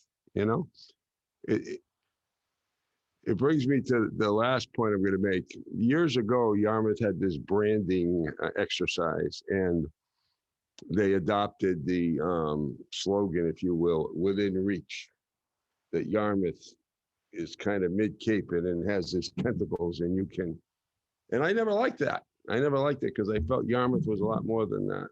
And I would look at it more of a destination type of thing, like the mid-Cape destination. Now, I'm told, I didn't hear this myself, but on one of the, I think it was either TV stations, they were asking people where they were going for the 4th of July weekend, and the number one location place that they were going on the Cape was Yarmouth. So I said, people are finally this is the destination place. It's not a within reach place. So all of that ties into what you said, Mark. You said it well. You said it better than I'm able to say it, but I'm in 100% agreement with you. So I just want to warn folks that when we get to talking at our goal setting meeting, I think this is some of the discussion I'd like to see if we can just touch on a little bit and maybe set the stage for some follow-up work, because I've had the chance this summer to really reflect on some of the things.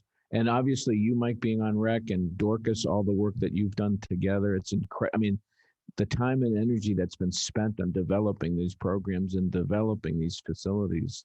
I don't think we've ever really measured or tried to characterize in some way the incredibly positive impact all of this has had on the community and on the people who come here. We tend to sort of have let that kind of insight and information sort of drift away from us. You know, we're very good at collecting tourism numbers and numbers at beaches and parking and things like that. But there's a lot of other stuff that we do here that if we really want to get a regular handle on how the Yarmouth economy is doing, it's worth adding in a host of other places. Then we got the Riverwalk Park coming online, right? Right. Which is another addition with a boardwalk on the south side. Be a great project. You know, so it keeps getting better.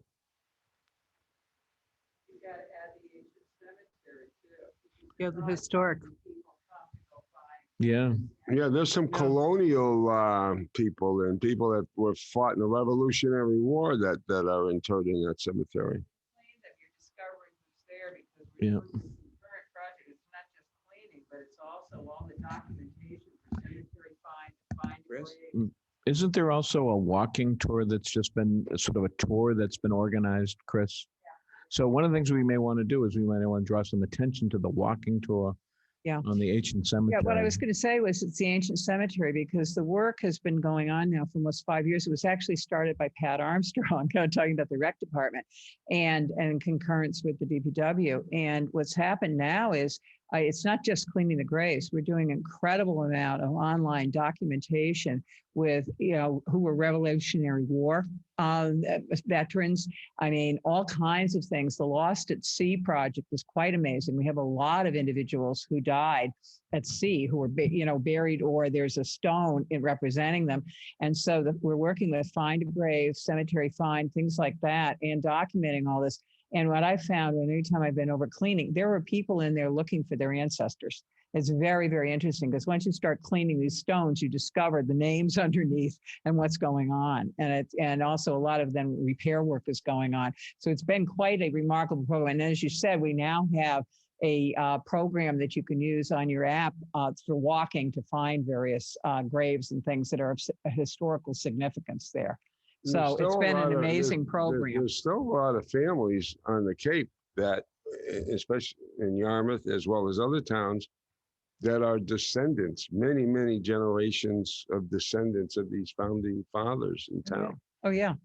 It was one day when I was documenting, he was supposedly the mayor of Yarmouth at one point. I mean, it was some very fascinating things that come up and a lot of cross-reference to, articles from the early 1800s in the Register or things like that. I mean, it's been absolutely amazing, the documentation that's coming with it. So it's not just that we're cleaning, it's really quite a historical restoration.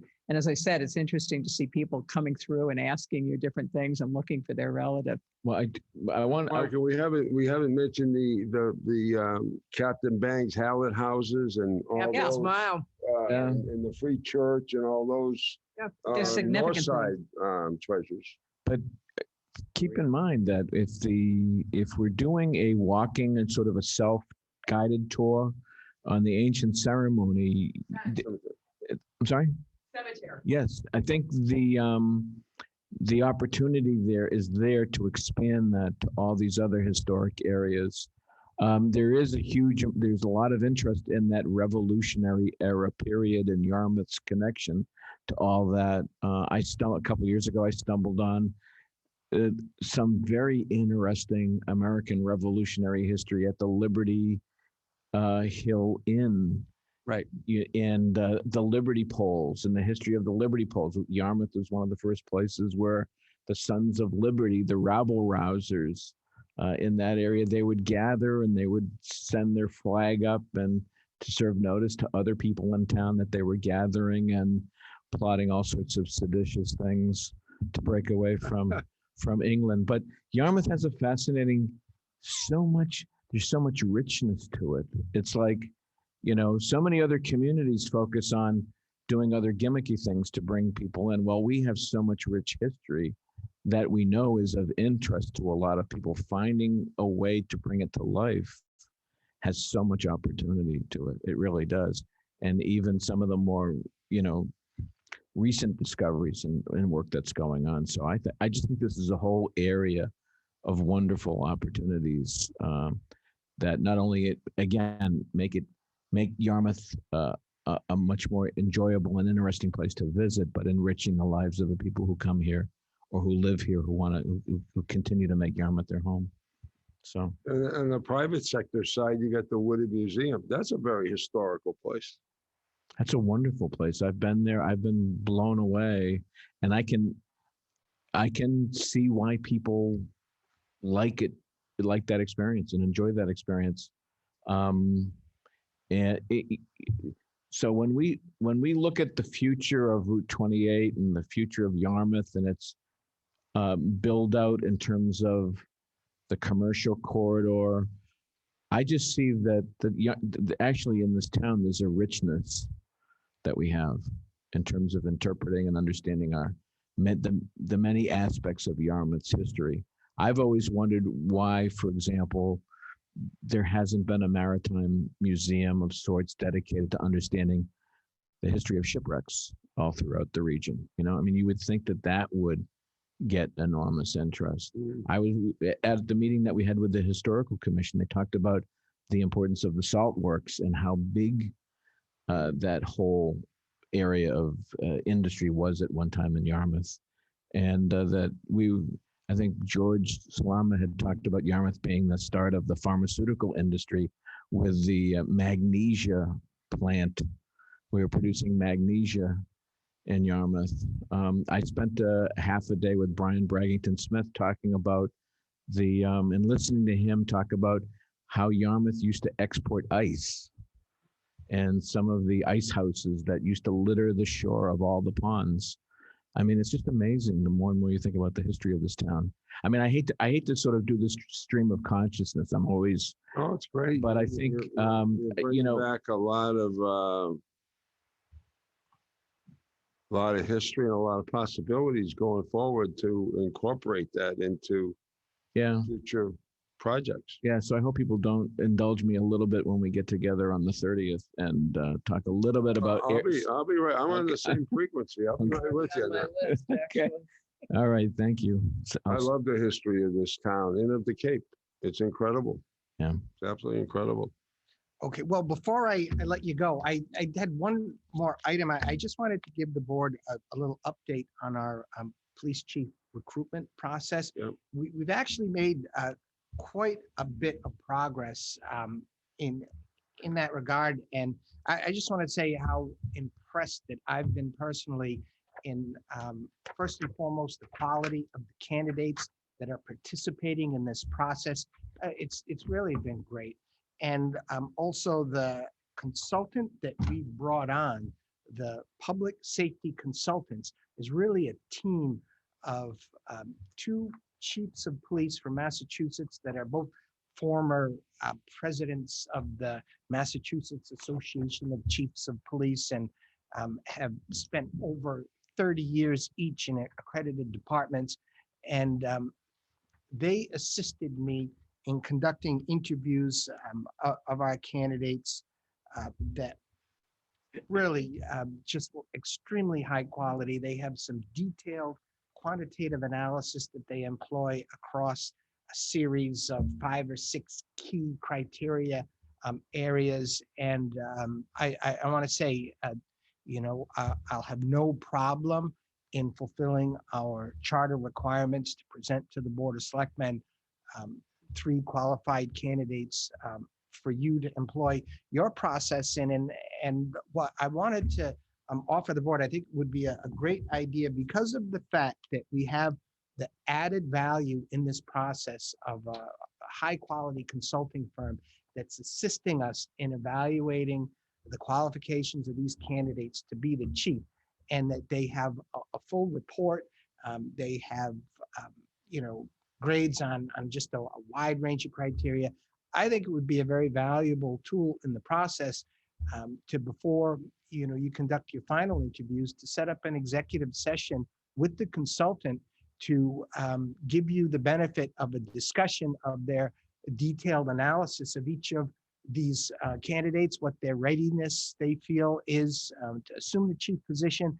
And they can also assist the board in coming up with the format questions and things that you may choose to use for your own interview process. And I think that we'll be ready to pull that off by maybe another date that we talked about, that August, to if the consultants are available, I'm thinking that, even if we have them remotely in to present, some of their findings, and then I can share at that time my findings with the board. I think it would be a real good process, and put you in a good position to move to that next stage, which would be the finalist stage, where the selectmen would consider the three candidates.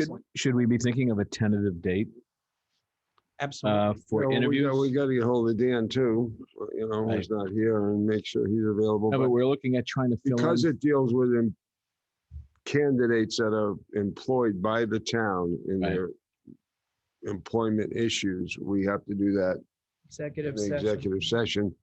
And plus, I think we'll be free to have a candid discussion about their respective credentials. And I want to hear Bob's recommendations too. And then we would try to get some input into formulating some questions for our own interviews. So I think Bob and I discussed it today. I think it's a great approach, and I'm fully in accord with it. So can we do something in August? Yes. Yeah, I think that you want to start thinking between. I would take the later date in August, simply so we don't have, whatever that later date is, so we don't have to reschedule anything. We should be like, what's our rough time frame of making a decision on this issue? Well, we hope to have a changing of the command ceremony on October 28th. Yeah, so we'll probably be doing something in September. I would say if you're prepared by September to make that decision, that would be ample time to get everything ready to go. Doesn't have to be, right at the beginning of the month, but sometime in September, correct? Do the interviews. No, to make I'm thinking to make a decision by. Well, before we get to a decision, we have to have interviews. Yeah, but and then before we have, what are you looking at for a point of decision, and we can back it off? Like approximately when, Bob? Do you think we have to decide on the next chief? I'm thinking that by that, I'm looking at that, a good date is around that September 20. no later than, Yeah, I would say. And Okay. that leaves you, 5 weeks before. So let's figure, just for tentative purposes, decision no later than September 20, right? Right. And then what about, will we be able to interview the three candidates together? Probably, right? Yes. So when do you, again, these are tentative dates. When do you suppose we'll do the interviews?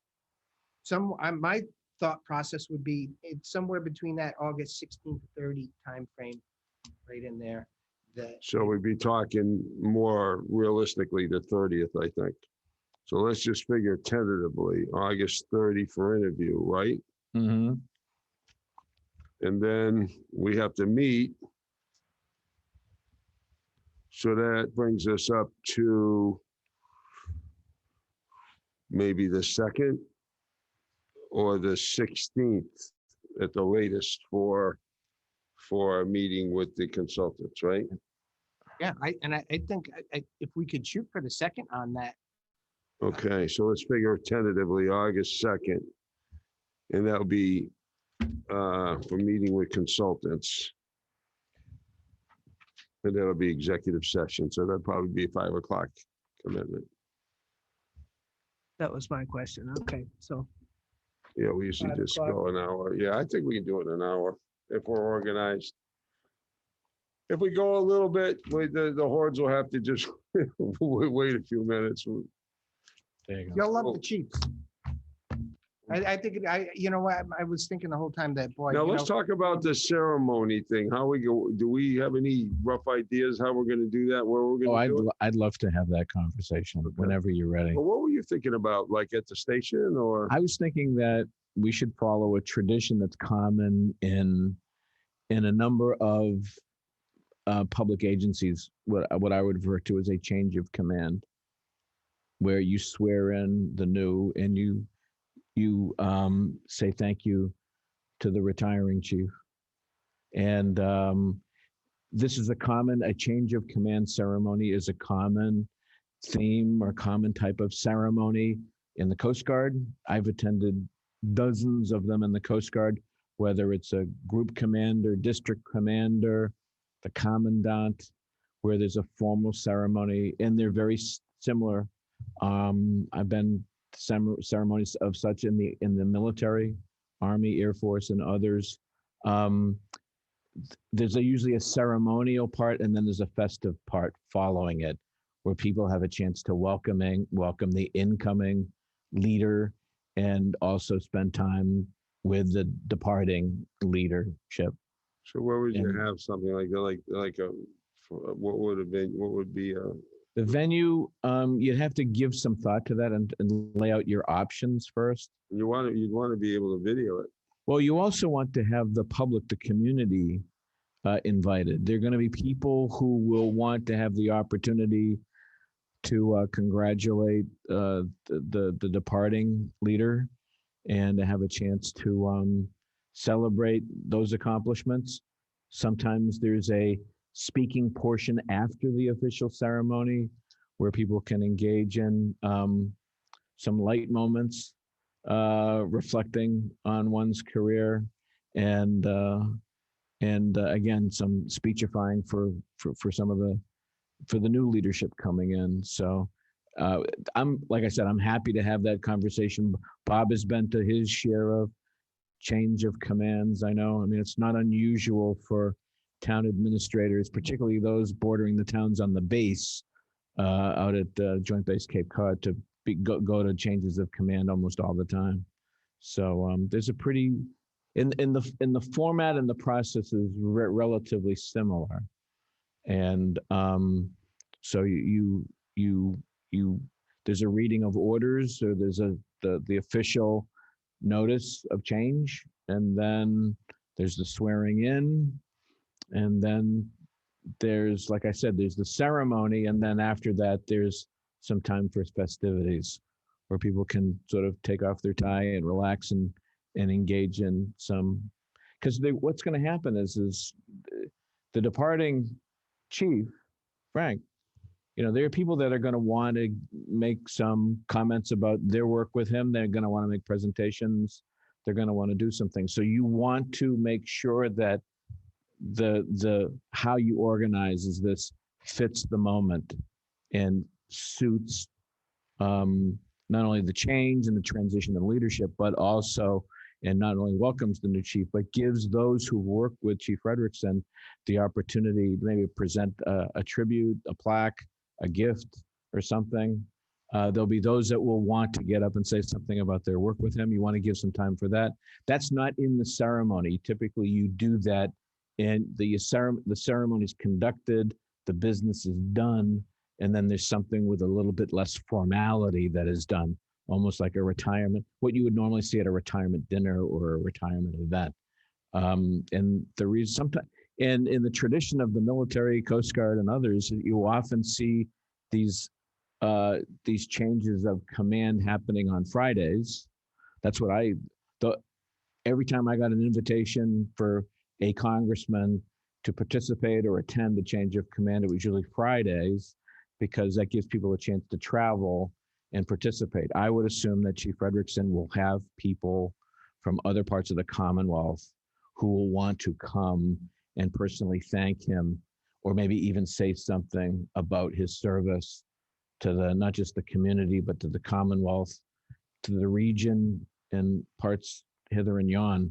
So I think that I know they're having some form in Boston with Denise Gannon is going to be the keynote speaker at some, don't hold me to this, but statewide Police Chiefs Association. And they're going to honor Sean. And I think they are also going to honor Frank. Yeah. So I think to some, that's wonderful. But I think we should have something that's very Yarmouth centric.